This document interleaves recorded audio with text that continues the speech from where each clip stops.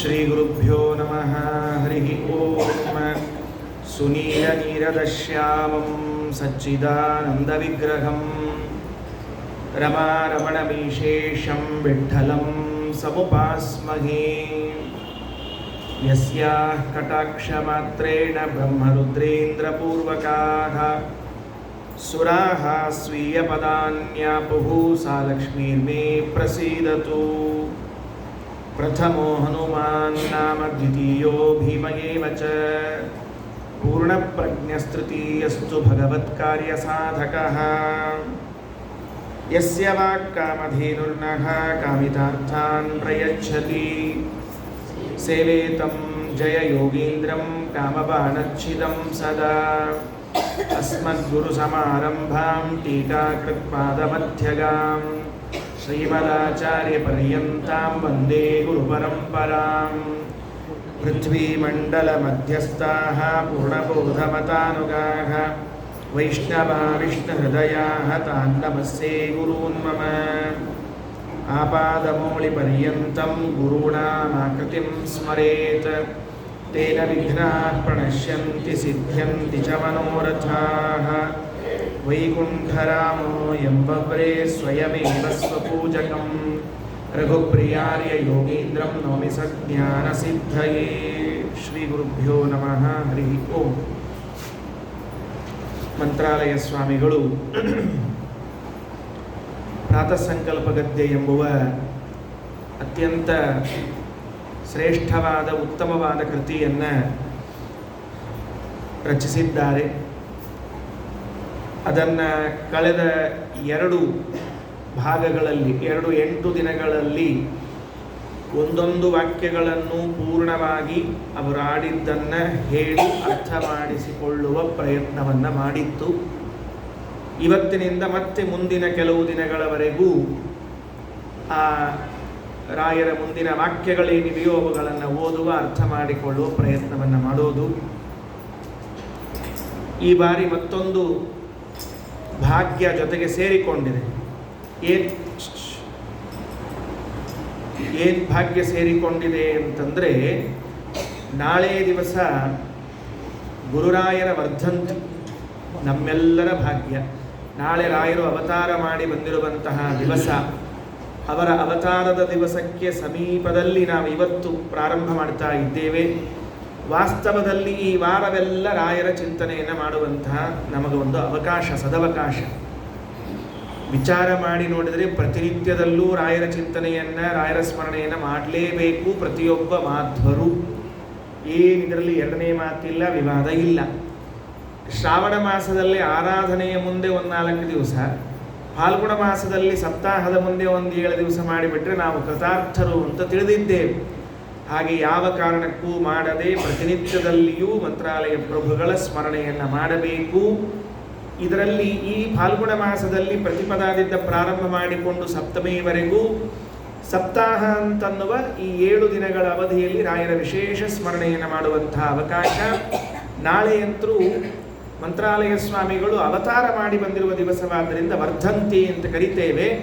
ಅದರ ನಿಮಿತ್ತವಾಗಿ ಮತ್ತೆ ರಾಯರ ಕೃತಿಗಳನ್ನು ಚಿಂತನೆ ಮಾಡಲಿಕ್ಕೆ ಹೊರಟದ್ದು. ವಾದೀಂದ್ರ ತೀರ್ಥ ಶ್ರೀಪಾದರು ರಾಯರನ್ನು ಸ್ತೋತ್ರ ಮಾಡುವಾಗ ಗುರುಗುಣಸ್ತವನದಲ್ಲಿ ಒಂದು ಮಾತು ಹೇಳ್ತಾರೆ. ರಾಯರು ನಾವೇನೋ ಅಲ್ಪ ಸ್ವಲ್ಪವಾದ ಅಪೇಕ್ಷೆ ಇದ್ದವರು, ಹೋಗ್ತೇವೆ, ಲಗ್ನ ಆಗಬೇಕು, ಮುಂಜುವೆ ಆಗಬೇಕು, ಉದ್ಯೋಗ ಬೇಕು, ಅದೆಲ್ಲ ಸಣ್ಣ ಸಣ್ಣ ಆಸೆಗಳನ್ನು ತೀರಿಸಿಕೊಳ್ಳಲಿಕ್ಕೆ ಹೋಗಿ ಪ್ರಾರ್ಥನೆ ಮಾಡಿಕೊಳ್ತೇವೆ ಅಂತ ಕೇಳಿದ್ರೆ ಅಷ್ಟೇ ಅಲ್ಲ, ವಿದ್ವಾಂಸರಿಗೂ ಕೂಡ ರಾಯರು ಬೇಕೇ ಬೇಕು ಅಂತನ್ನುವ ಮಾತನ್ನು ತಿಳಿಸಿಕೊಡ್ತಾರೆ. ರಾಯರ ಗ್ರಂಥಗಳು ಇಲ್ಲದೆ ನೀವು ಹೇಗೆ ಆಚಾರ್ಯರ ಗ್ರಂಥಗಳನ್ನು ಅಧ್ಯಯನ ಮಾಡ್ತೀರಿ, ಟೀಕಾಕೃತ್ಪಾದರ ಗ್ರಂಥಗಳನ್ನು ಅಧ್ಯಯನ ಮಾಡ್ತೀರಿ, ವ್ಯಾಸರಾಜರ ಗ್ರಂಥಗಳನ್ನು ಅಧ್ಯಯನ ಮಾಡ್ತೀರಿ, ಇವರೆಲ್ಲರ ಗ್ರಂಥಗಳನ್ನು ನೀವು ಅಧ್ಯಯನ ಮಾಡಿ ಅದರ ಅರ್ಥವನ್ನು ತಿಳಿದುಕೊಳ್ಳಬೇಕಾಗಿದ್ದರೆ ಭಾವದೀಪ ಆಚಾರ್ಯರು ಅಂತ ಕರೆಸಿಕೊಂಡಿರುವ ರಾಯರ ಕೃತಿಗಳನ್ನು ಓದಲೇಬೇಕು ಅಂತ ವಾದೀಂದ್ರ ತೀರ್ಥ ಶ್ರೀಪಾದರು ಎಷ್ಟು ಚೆಂದಾಗಿ ಹೇಳ್ತಾರೆ. ರಾಯರನ್ನ ಯಾಕೆ ಕೊಂಡಾಡಬೇಕು, ಯಾಕೆ ಸ್ತೋತ್ರ ಮಾಡಬೇಕು? ಭೂತಾವದ್ಯೈರ ವಿದ್ಯಾ ವಿಘಟನ ಪಟುವಿಹಿ ಧೂತಾವದ್ಯೈರವಿದ್ಯಾ ವಿಘಟನಪಟುಭಿಃ ವಿದ್ವದಭ್ಯರ್ಥನೀಯೈಃ ವಾಚಃ ಪ್ರಾಚಾಂ ಪ್ರವಾಚಾಂ ಪ್ರವಚಮುಪಚಯನ್ ಯತ್ಕೃತಗ್ರಂಥಜಾತೈಃ ಸಂಖ್ಯಾವಂತೋ ಯಮಾಹುಃ ಮುಹುರಖಿಲಕಲಾಮೂರ್ತಿಮುದ್ವೇಲಕೀರ್ತಿಂ ಧೀರಶ್ರೀ ರಾಘವೇಂದ್ರಃ ಪ್ರದಿಶತು ಸತತಂ ಭವ್ಯಮವ್ಯಾಹತಂ ನಃ. ಇದು ವಾದೀಂದ್ರ ತೀರ್ಥ ಶ್ರೀಪಾದರ ವಾಣಿ. ಏನಂತಾರೆ? ಧೂತಾವದ್ಯೈಹಿ, ರಾಯರ ಕೃತಿಗಳು ಹೇಗಿವೆ ಅಂದರೆ ಅದರಲ್ಲಿ ತೆಗೆದರೆ ಒಂದು ದೋಷ ನಿಮಗೆ ಕಾಣಿಸುವುದಿಲ್ಲ. ನಾವು ಶ್ರೀಮದಾಚಾರ್ಯರ ಕೃತಿಗಳ ಬಗ್ಗೆ ಹೇಳುವಾಗ ಆಚಾರ್ಯರ ಗ್ರಂಥ ಅಂತಂದರೆ ಆಚಾರ್ಯರ ರೂಪ, ಮತ್ತೊಂದು ರೂಪ ಇದು ಶ್ರೀಮದಾಚಾರ್ಯರು ಅಂತ ಹೇಳುವುದಾದರೆ ಆಚಾರ್ಯರ ಗ್ರಂಥಗಳಲ್ಲಿ ಹೇಗೆ ದೋಷಗಳು ಇಲ್ಲ ಅಂತ ಹೇಳ್ತೀವೋ ಹಾಗೆ ರಾಯರ ಗ್ರಂಥಗಳಲ್ಲೂ ಕೂಡ ಒಂದೂ ದೋಷ ಇಲ್ಲ ಅಂತ ಪ್ರತಿಜ್ಞೆ ಮಾಡ್ತಾರೆ ವಾದೀಂದ್ರ ತೀರ್ಥರು. ಧೂತಾವದ್ಯೈರ ವಿದ್ಯಾ ವಿಘಟನಪಟುಭಿಃ, ಯಾರು ಓದ್ತಾರೋ, ಯಾವ ವಿದ್ವಾಂಸರು ಯಾವ ಜ್ಞಾನಿಗಳು ಅರ್ಥಾತ್ ಯಾರಿಗೆ ರಾಯರ ಗ್ರಂಥದ ಅಧ್ಯಯನದ ರುಚಿ ಗೊತ್ತಿದೆಯೋ, ಅಧ್ಯಯನ ಮಾಡ್ತಾರೋ ಅವರಲ್ಲಿರುವಂತಹ ಅಜ್ಞಾನವನ್ನು ಕಳೆದೇ ತೀರ್ತದೆ ರಾಯರ ಗ್ರಂಥ. ಸಂಕಲ್ಪ ರಾಯರದ್ದು. ನಾವು ಈ ಗ್ರಂಥವನ್ನು ಬರಿತಾ ಇರೋದು ಯಾಕೆ ಅಂದರೆ ಓದುಗನ ಪ್ರತಿಯೊಬ್ಬರ ಅಜ್ಞಾನವನ್ನು ಕಳಿಬೇಕು ಅಂತ ಸಂಕಲ್ಪದಿಂದಲೇ ಬರಿತಾ ಇದ್ದಾರೆ ಹೊರತಾಗಿ ಸುಮ್ಮನೆ ಏನೋ 4-6 ಜನ ವಿದ್ವಾಂಸರ ಸಾಲಿನಲ್ಲಿ ನಮ್ದೊಂದು ಹೆಸರಿರಲಿ ಅಂತ ಪುಸ್ತಕ ಬರೆದು ಹಾಕಿದ್ದಲ್ಲ. ಕೆಲವೆಲ್ಲ ನಾವು ಹಾಗೆ ಪ್ರಯತ್ನ ಮಾಡ್ತಿರ್ತೀವಿ. ನಮ್ಮ ಸಹಪಾಠಿಗಳು ಅಥವಾ ಸಪಾಠಿಗಳು ಅಂತಿರ್ತಾರೆ ನೋಡ್ರಿ. ಸಹಪಾಠಿಗಳು ಅಂದ್ರೆ ಜೊತೆಗೆ ಓದೋರು, ಸಪಾಠಿಗಳು ಅಂದ್ರೆ ಓದದೆ ಜೊತೆಗೆ ಕೂತವರು ಅಂತ ಅರ್ಥ. ಅವ್ರದ್ದೆಲ್ಲ ಪುಸ್ತಕ ಬಂದಿದೆ ಅಂತ ಆದ ಕೂಡಲೇ ನಮ್ದೊಂದು ಪುಸ್ತಕ ಬರಲಿ ಅಂತ ಅರ್ಜೆಂಟಿನಲ್ಲಿ ಕೆಲವು ಪುಸ್ತಕವನ್ನು ಬರೆದು ಬಿಟ್ಟಿರ್ತೇವೆ. ಅದು ತೆಗೆದು ನೋಡಿದ್ರೆ ಅದರಲ್ಲಿ ಕಸ ಬಿಟ್ಟರೆ ಇನ್ನೇನಿರೋದಿಲ್ಲ. ಪಾಪ ಇಷ್ಟು ಲಕ್ಷ ಪುಸ್ತಕ ಬರೆದಿರ್ತಾರೆ. ಏನು ಬರೆದಿದ್ದಾರೆ ಅಂತ ನೋಡಿದ್ರೆ ಅವ್ರದ್ದಿಷ್ಟು ಕದ್ದು ಇವ್ರದಿಷ್ಟು ತಗೊಂಡು ಹರಕ ಮುರುಕ ಮಾಡಿ ಬರೆದಿರ್ತಾರೆ. ಅವ್ರದ್ದೇನಿರೋದಿಲ್ಲ ಅದರಲ್ಲಿ. ಅಂತಹ ಪುಸ್ತಕಗಳ ಕಸಗಳು ಬೇಕಾದಷ್ಟಿದೆ. ಅದಕ್ಕೆ ಕುಮಾರವ್ಯಾಸ ಕರ್ನಾಟಕ ಭಾರತ ಕಥಾಮಂಜರಿಯಲ್ಲಿ ಬರೆಯುವಾಗ ಹೇಳ್ತಾನೆ, ನೀನ್ಯಾಕೆ ಮಹಾಭಾರತವನ್ನು ಆರಿಸ್ಕೊಂಡ್ರಿ, ರಾಮಾಯಣವನ್ನೇ ಬರೀಬೇಕಾಗಿತ್ತಲ್ಲ ಕನ್ನಡದಲ್ಲಿ ಅಂತ ಹೇಳಿದರೆ, ತಿಣಿಕಿದನು ಫಣಿರಾಯ ರಾಮಾಯಣದ ಭಾರದಲ್ಲಿ ಅಂತ ಬರೆದಿದ್ದಾನೆ.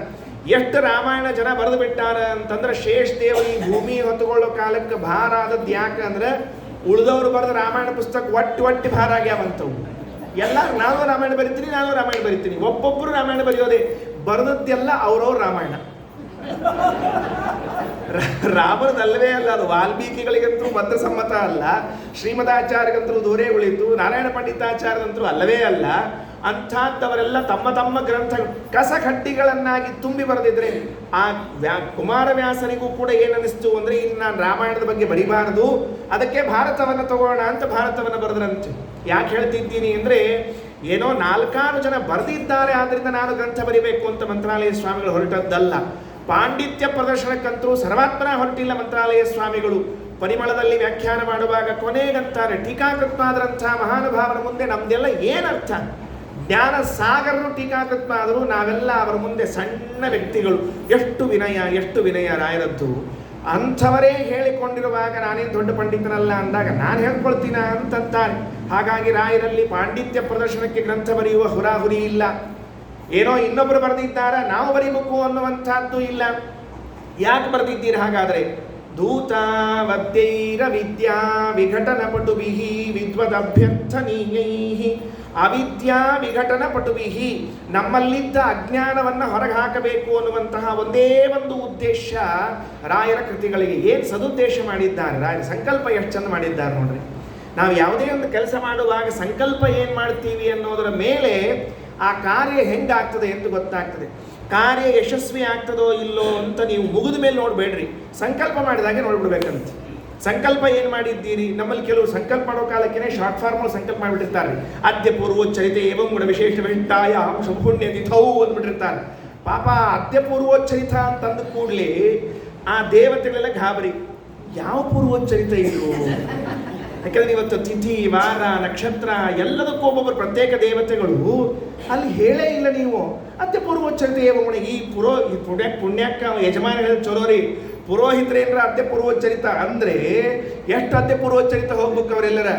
ಅದಕ್ಕೆ ಹಾಗೆಲ್ಲ ಇಲ್ಲ. ಸಂಕಲ್ಪವನ್ನು ಮಾಡುವಾಗಲೇ ಗೊತ್ತಾಗ್ತದೆ ಏನು ಅಂದರೆ ಈ ಕರ್ಮ ಹೆಂಗಾಗ್ತದೆ ಅಂತ ತಿಳ್ಕೊಂಡು. ರಾಯರ ಸಂಕಲ್ಪ ಏನು? ಅವಿದ್ಯಾ ವಿಘಟನ ಪಟುಭಿಃ, ಎಲ್ಲರ ಅಜ್ಞಾನವನ್ನು ಕಳಿಬೇಕು ಅನ್ನೋ ಉದ್ದೇಶದಿಂದಲೇ ಗ್ರಂಥವನ್ನು ರಚನೆ ಮಾಡ್ತಾ ಇದ್ದೇವೆ. ಅದಕ್ಕೆ ವಿದ್ವದಭ್ಯರ್ಥನೀಯ ಜ್ಞಾನಿಗಳೆಲ್ಲ ರಾಯರ ಕೃತಿ ಅದೇನು ರಾಯರ ಕೃತಿ ಅದೇನಂತ ಹುಡುಕ್ತಾರಂತ. ಎಲ್ಲಿ ಇವತ್ತು ತಮಾಷೆ ಹೇಳ್ತೀನಿ, ಉಪನಿಷತ್ತಿನ ಪಾಠ ಹೇಳ್ಬೇಕು, ಯಾರಾದ್ರೂ ಫಸ್ಟ್ ಇಟ್ಕೊಳ್ರಿ. ಈಶಾವಾಸ್ಯ ಉಪನಿಷತ್ತು, ತಲವಕಾರ ಉಪನಿಷತ್ತು, ಯಾವುದೇ ಉಪನಿಷತ್ತು ಹೇಳಬೇಕಾದ್ರೆ ಮೊದಲು ಹುಡುಕೋದೇನು ಗೊತ್ತೇನು? ರಾಯರದು ಖಂಡಾರ್ಥ ಇದೆಯಾ, ಇದಕ್ಕೆ ರಾಯರು ಬರೆದಿದ್ದಾರಾ? ರಾಯರು ಬರೆದಿದ್ದಾರೆ ಅಂತಾಗಿ ಬಿಟ್ಟರೆ ನಮಗಿಷ್ಟು ಸರಳ ಆಗಿಬಿಡ್ತದೆ ಈ ಉಪನಿಷತ್ತಿನ ಅರ್ಥ ತಿಳ್ಕೊಳ್ಳೋದು. ಅಂದರೆ ಯಾರ ಕಡೆಗೂ ನಾವು ಹೋಗೋದು ಬೇಕಾಗಿಲ್ಲ, ನಾವೇ ಪಂಡಿತರು. ನೀ ಹೆಂಗಾದಿ ರಾಯರ ವಾಕ್ಯ ಓದ್ಕೊಂಡು ನಾವು ಪಂಡಿತ ಆಗಿಬಿಟ್ಟೆ. ಎಷ್ಟು ಉಪಕಾರ ರಾಯರು ಮಾಡಿದ್ದು. ವಿದ್ವದಭ್ಯರ್ಥನೀಯ ಶ್ರೀಮನ್ ನ್ಯಾಯಸುಧಾ ಗ್ರಂಥ ಇರಬಹುದು, ಚಂದ್ರಿಕಾದಿ ಗ್ರಂಥಗಳಿರಬಹುದು, ಉಪನಿಷತ್ತಿರಬಹುದು, ಮತ್ತೆ ತರ್ಕತಾಂಡವಾದಿ ಗ್ರಂಥಗಳಿರಬಹುದು. ಎಲ್ಲದಕ್ಕೂ ರಾಯರ ವ್ಯಾಖ್ಯಾನವನ್ನು ನೋಡಿಕೊಂಡೇ ಮುಂದೆ ಹೋಗೋದು. ದೂತ ವದ್ಯೈರ ವಿದ್ಯಾ ವಿಘಟನ ಪಟುಭಿಃ ವಿದ್ವದಭ್ಯರ್ಥನೀಯೈಃ ವಾಚ ಪ್ರಾಚಾಂ ಪ್ರವಾಚಾಂ ಪ್ರವಚಮುಪಚಯನ್ ಯತ್ಕೃತ ಗ್ರಂಥ ಜಾತೈಃ ಸಂಖ್ಯಾವಂತೋ ಯಮಾಹುಃ. ಜ್ಞಾನಿಗಳೆಲ್ಲ ರಾಯರನ್ನೇ ತಿಳ್ಕೊಂಡಿದ್ದಾರೆ. ಅಖಿಲ ಕಲಾ ಮೂರ್ತಿಂ, ಎಲ್ಲ ವಿದ್ಯೆಗಳನ್ನು ಬಲ್ಲಂಥವರು. ಸರ್ವವಿದ್ಯಾ ಪ್ರವೀಣೋನ್ಯೋ ರಾಘವೇಂದ್ರಾನ್ನ ವಿದ್ಯತೆ ಅಂತ ಅಪಣಾಚಾರ್ಯರ ಮಾತನ್ನೇ ರಾಧೀಂದ್ರ ತೀರ್ಥ ಶ್ರೀಪಾದರಂತಾರೆ. ಅಖಿಲ ಕಲಾ ಮೂರ್ತಿಂ ಉದ್ವೇಲ ಕೀರ್ತಿಂ. ರಾಯರ ಕೀರ್ತಿಗೆ ಒಂದು ಬಾರ್ಡರ್ ಇಲ್ಲ. ಕರ್ನಾಟಕ ಮಾತ್ರ, ಮಹಾರಾಷ್ಟ್ರ ಮಾತ್ರ, ಆಂಧ್ರ ಮಾತ್ರ, ಭಾರತ ಮಾತ್ರ ಅಂತಿಲ್ಲ. ಎಲ್ಲ ಕಡೆಗೂ ರಾಯರ ಕೀರ್ತಿ ಪ್ರಸರಿಸಿಕೊಂಡು ಕೂತಿದೆ. ಅಂಥ ಮಂತ್ರಾಲಯ ಸ್ವಾಮಿಗಳು ನಮಗೆ ಕ್ಷೇಮವನ್ನುಂಟು ಮಾಡಲಿ ಅಂತ ವಾದೀಂದ್ರ ತೀರ್ಥ ಶ್ರೀಪಾದರು ಕೇಳಿಕೊಂಡಿದ್ದಾರಾದ್ದರಿಂದ ರಾಯರ ಗ್ರಂಥಗಳು ನಮಗೆ ಅವಶ್ಯವಾಗಿ ಬೇಕು. ಆ ಗ್ರಂಥಗಳ ಸಾಲಿನಲ್ಲಿ ಇದ್ದದ್ದು ಪ್ರಾತಃ ಸಂಕಲ್ಪ ಗದ್ಯ. ನಾಳೆ ಮತ್ತೊಂದು ಮಾತು ಹೇಳ್ತೀನಿ, ರಾಯರು ಹೆಂಗೆ ಬರೀತಿದ್ರು ಅಂತ ಒಂದು ವಾದೀಂದ್ರ ತೀರ್ಥರೇ ಗುರುಗುಣಸ್ತವದಲ್ಲಿ ಹೇಳ್ತಾ, ಬರೆಯೋ ಶೈಲಿ ಹೆಂಗದ ಅಂತ. ಇವತ್ತು ನಾವೆಲ್ಲ ಕಥೆ ಕಾದಂಬರಿಕಾರನ ಓದಿದ ಮೇಲೆ ಅವ್ರ ಶೈಲಿ ಹೆಂಗದ ಅಂತ ಅರ್ಥ ಆಗ್ತಿರ್ತದಲ್ಲ. ಹಂಗೆ ರಾಯರ 50 ಗ್ರಂಥಗಳನ್ನು ನೋಡಿದ ಮೇಲೆ ಮತ್ತು ನಮ್ಮ ವಾದೀಂದ್ರ ತೀರ್ಥ ಶ್ರೀಪಾದರು ರಾಯರ ಬರೆಯೋ ಸ್ಟೈಲ್ ಹೆಂಗ ಅಂತ ಒಂದು ಶ್ಲೋಕ ಬರೆದಿದ್ದಾರೆ. ನಾಳೆ ಪ್ರಾರಂಭದಲ್ಲಿ ಅದನ್ನು ಹೇಳ್ತೀನಿ. ಈಗ ಮೊದಲು ನಾವು ಹೋದ ಸರ್ತಿ ಎಲ್ಲಿ ನಿಲ್ಲಿಸಿದ್ವಿ ಅಂತ ಯಾರಿಗಾರ ಕೇಳಿದ್ರೆ ಒಂದ್ಸಲ ಹಿಂಗೆ ಆತಂತ. ಸುಧೀಂದ್ರ ತೀರ್ಥ ಶ್ರೀಪಾದಂಗಳವರು ಪಾಠ ಹೇಳ್ತಾ ಕೂತಿರುವಾಗ ಹಿಂದಿನ ದಿವಸ ಒಂದು ವಾಕ್ಯಕ್ಕೆ ಬಿಟ್ಟಿದ್ರು. ವೆಂಕಟನಾಥರ ಪಾಂಡಿತ್ಯವನ್ನು ತೋರಿಸ್ಬೇಕಾಗಿತ್ತು ಉಳಿದ ವಿದ್ಯಾರ್ಥಿಗಳಿಗೆ. ಪಾಠ ಬಿಟ್ಟಿದ್ರು. ಮಾರನೇ ದಿವಸ ಪಾಠಕ್ಕೆ ಕೂತಾಗ ಕೇಳಿದ್ರಂತೆ, ನಿನ್ನೆ ಎಲ್ಲಿಗೆ ಬಿಟ್ಟಿದ್ದೆ ಪಾಠ ಅಂತ ಕೇಳಿದ್ರಂತೆ. ಮುಂದೆ ಕೂತು ಹುಡುಗರು ಹೇಳಿದ್ರಂತೆ, ಸ್ವಾಮಿಗಳಿಗೆ ನೆನಪಿಲ್ಲ, ನಮಗೆ ನೆನಪಿರ್ತದಿಲ್ಲ ಅಂದ್ರಂತೆ. ಆಯ್ತಿಲ್ಲ ನಮ್ಮ ಮಹಿಮಾ ಎಷ್ಟಿರ್ತದೆ ಅಂತೇಳಿ. ಆಚಾರ ಪ್ರವಚನ ಹೇಳೋರು ನಿಮಗೆ ನೆನಪಿಲ್ಲ ಅಂದ್ರೆ ಕೇಳಲಿಕ್ಕೆ ಬಂದವ್ರು ನಮಗೆ ಯಾಕೆ ನೆನಪಿರ್ಬೇಕ್ರಿ? ಅದು ನಾವಂತರೂ ಹೆಂಗೆ ಹೇಳ್ತಿರ್ತೀವಿ ಮಂದಿ ಮುಂದೆ ಅಂದ್ರೆ, ಆಚಾರ ಪ್ರವಚನ ಕೇಳಿ ಬಿಟ್ಟೆವು ಶಬ್ದನ ಹಂಗೆ ನಮ್ದು. ಆಚಾರ ಭಾಗವತ ಕೇಳಿಬಿಟ್ವಿ ಅಲ್ಲೇ ಕೇಳಿ ಅಲ್ಲೇ ಬಿಟ್ಟು ಕೈ ಮುಗಿದು ಬಂದ್ಬಿಟ್ವಿ ಅಂತ ಅರ್ಥದ. ಕೊನೆಯ ವಾಕ್ಯದಲ್ಲಿ ಇದ್ದೇವೆ. ಅಂದರೆ ವಾಯುದೇವರ ಮಹಿಮೆಯನ್ನು ಹೇಳಲಿಕ್ಕೆ ಬಂದ ಇನ್ನು 3 ವಾಕ್ಯಗಳು. ಆ 3 ವಾಕ್ಯಗಳು ಮುಗಿದ್ರೆ ವಾಯುದೇವರ ಚಿಂತನೆ ಮುಕ್ತಾಯವಾಗಿ ಭಗವಂತನ ಗುಣಚಿಂತನೆ ಪ್ರಾರಂಭವಾಗಬೇಕು. ಆ ವಾಕ್ಯವನ್ನು ಓದ್ತೇನೆ. ಎಲ್ಲರೂ ನಿಮ್ಮ ಪುಸ್ತಕ ಇದ್ದವರು ನೋಡಿಕೊಂಡು ಬಿಡ್ರಿ. ಏನಾಗಿದೆ? ಶ್ರೀಮದಾಚಾರ್ಯರು ಭಗವಂತನನ್ನ ಯಾವ ರೀತಿಯಾಗಿ ಕಾಣ್ತಾರೆ ಅಂತ ಹೇಳ್ತಾ ಬಂದಿರುವಾಗ ಕೊನೆಯಲ್ಲಿ ಶಾಸ್ತ್ರದಲ್ಲಿ ಭಗವಂತನನ್ನ ಯಾವ ರೀತಿಯಿಂದ ತಿಳಿಸಲಾಗಿದೆಯೋ ಆ ಎಲ್ಲ ಗುಣಗಳನ್ನು ಶ್ರೀಮದಾಚಾರ್ಯರು ಪ್ರತ್ಯಕ್ಷವಾಗಿ ಕಾಣುತ್ತಾರೆ. ಇದು ರಾಯರು ತಿಳಿಸಿಕೊಟ್ಟ ಹೊಸ ಅಂಶ. ಶಾಸ್ತ್ರದಲ್ಲಿ ಏನು ಹೇಳಲಾಗಿದೆ? ಭಗವಂತ ಎಲ್ಲ ಕಡೆಗಳಲ್ಲಿ ಇದ್ದಾನೆ ಅಂತ ಹೇಳಲಾಗಿದೆ. ಈಗ ನಾ ಹೇಳಿದೆ ನಿಮಗೆ ಅರ್ಥ ಆಯ್ತದ, ಹೌದು ದೇವರೆಲ್ಲ ಕಡೆಗೆ ಇದ್ದಾನೆ ಅಂತ ಅರ್ಥ ಆಯಿತು, ಮುಗಿದೋದು ನಮ್ಮ ಕೆಲಸ ಅಲ್ಲಿಗೆ. ಸರ್ವಾಕಾರನಾಗಿ ಇದ್ದಾನೆ ಅಂತ ಭಗವಂತ ಅಂತ ಹೇಳಿದ್ರೆ ನಿಮಗೆ ಅರ್ಥ ಆಯ್ತು, ಹೌದು ಎಲ್ಲ ಆಕಾರಗಳಲ್ಲಿ ಇದ್ದಾನೆ. ಶಬ್ದ ಅರ್ಥ ಆಯಿತು. ಆ ಭಗವಂತನನ್ನು ನೀವು ಸಾಕ್ಷಾತ್ಕಾರ ಮಾಡಿಕೊಳ್ಳಬಲ್ಲಿರಾ? ಅಂಥ ಭಗವಂತನ ರೂಪವನ್ನು ನೀವು ಕಾಣಬಲ್ಲಿರಾ ಅಂತ ಕೇಳಿದ್ರೆ ನಮ್ಮ ಕಡೆಗೆ ಕಾಣಲಿಕ್ಕೆ ಸಾಧ್ಯ ಇಲ್ಲ. ಆದರೆ ರಾಯರಂತಾರೆ ಶಾಸ್ತ್ರದಲ್ಲಿ ಭಗವಂತನ ರೂಪವನ್ನು ಎಷ್ಟೆಷ್ಟು ಶಬ್ದಗಳಲ್ಲಿ ಹೇಗೆ ವರ್ಣಿಸಲಾಗಿದೆಯೋ ಅಷ್ಟೆಲ್ಲ ಎಲ್ಲವನ್ನೂ ಪ್ರತ್ಯಕ್ಷ ಮಾಡಿಕೊಳ್ಳುತ್ತಾರೆ ನಮ್ಮ ಆಚಾರ್ಯರು. ಶ್ರೀಮದಾಚಾರ್ಯರ ಮೇಲೆ ಎಷ್ಟು ವಿಶ್ವಾಸ ರಾಯರಿಗೆ ಅಂತಂದರೆ, ಏನೋ ಶಾಸ್ತ್ರದಲ್ಲಿ ಹೇಳೇದ ಆಚಾರ್ಯ ಹೇಳ್ಯಾರ ಕೇಳ್ಯಾರ ಬಿಟ್ಟಾರ ಅಂತ ತಿಳಿಬೇಡ್ರಿ, ಹಾಗೆ ಹೇಳಿದ್ದೆಲ್ಲವನ್ನೂ ಕೂಡ ಪ್ರತ್ಯಕ್ಷ ಮಾಡಿಕೊಳ್ಳುವಂತಹ ಮಹಾ ಸಾಮರ್ಥ್ಯ ನಮ್ಮ ಆಚಾರ್ಯರಿಗೆ ಉಂಟು.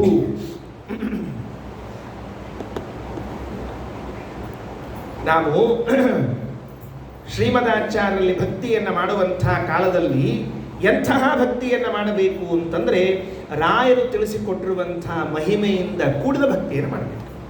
ರಾಯರು ವಾಯುದೇವರಲ್ಲಿ ಮಧ್ವಾಚಾರ್ಯರಲ್ಲಿ ಎಂಥ ಮಹಿಮೆ ಇದೆ ಅಂತ ಹೇಳಿದ್ದಾರೆ ಅದನ್ನು ತಿಳಿದ್ರೆ ಅವರಲ್ಲಿ ನಾವು ಪ್ರೀತಿ ಮಾಡಲಿಕ್ಕೆ ಸಾಧ್ಯ ಆಗ್ತದೆ. ಆ ವಾಕ್ಯ ಹೇಗಿದೆ? ಸರ್ವತ್ರ ಸರ್ವದಾ ಸರ್ವಾಕಾರ. ಯಾರ ಕಡೆ ಪುಸ್ತಕ ಇದೆ ಅವ್ರು ಆ ವಾಕ್ಯ ಹಿಡ್ಕೊಳ್ರಿ.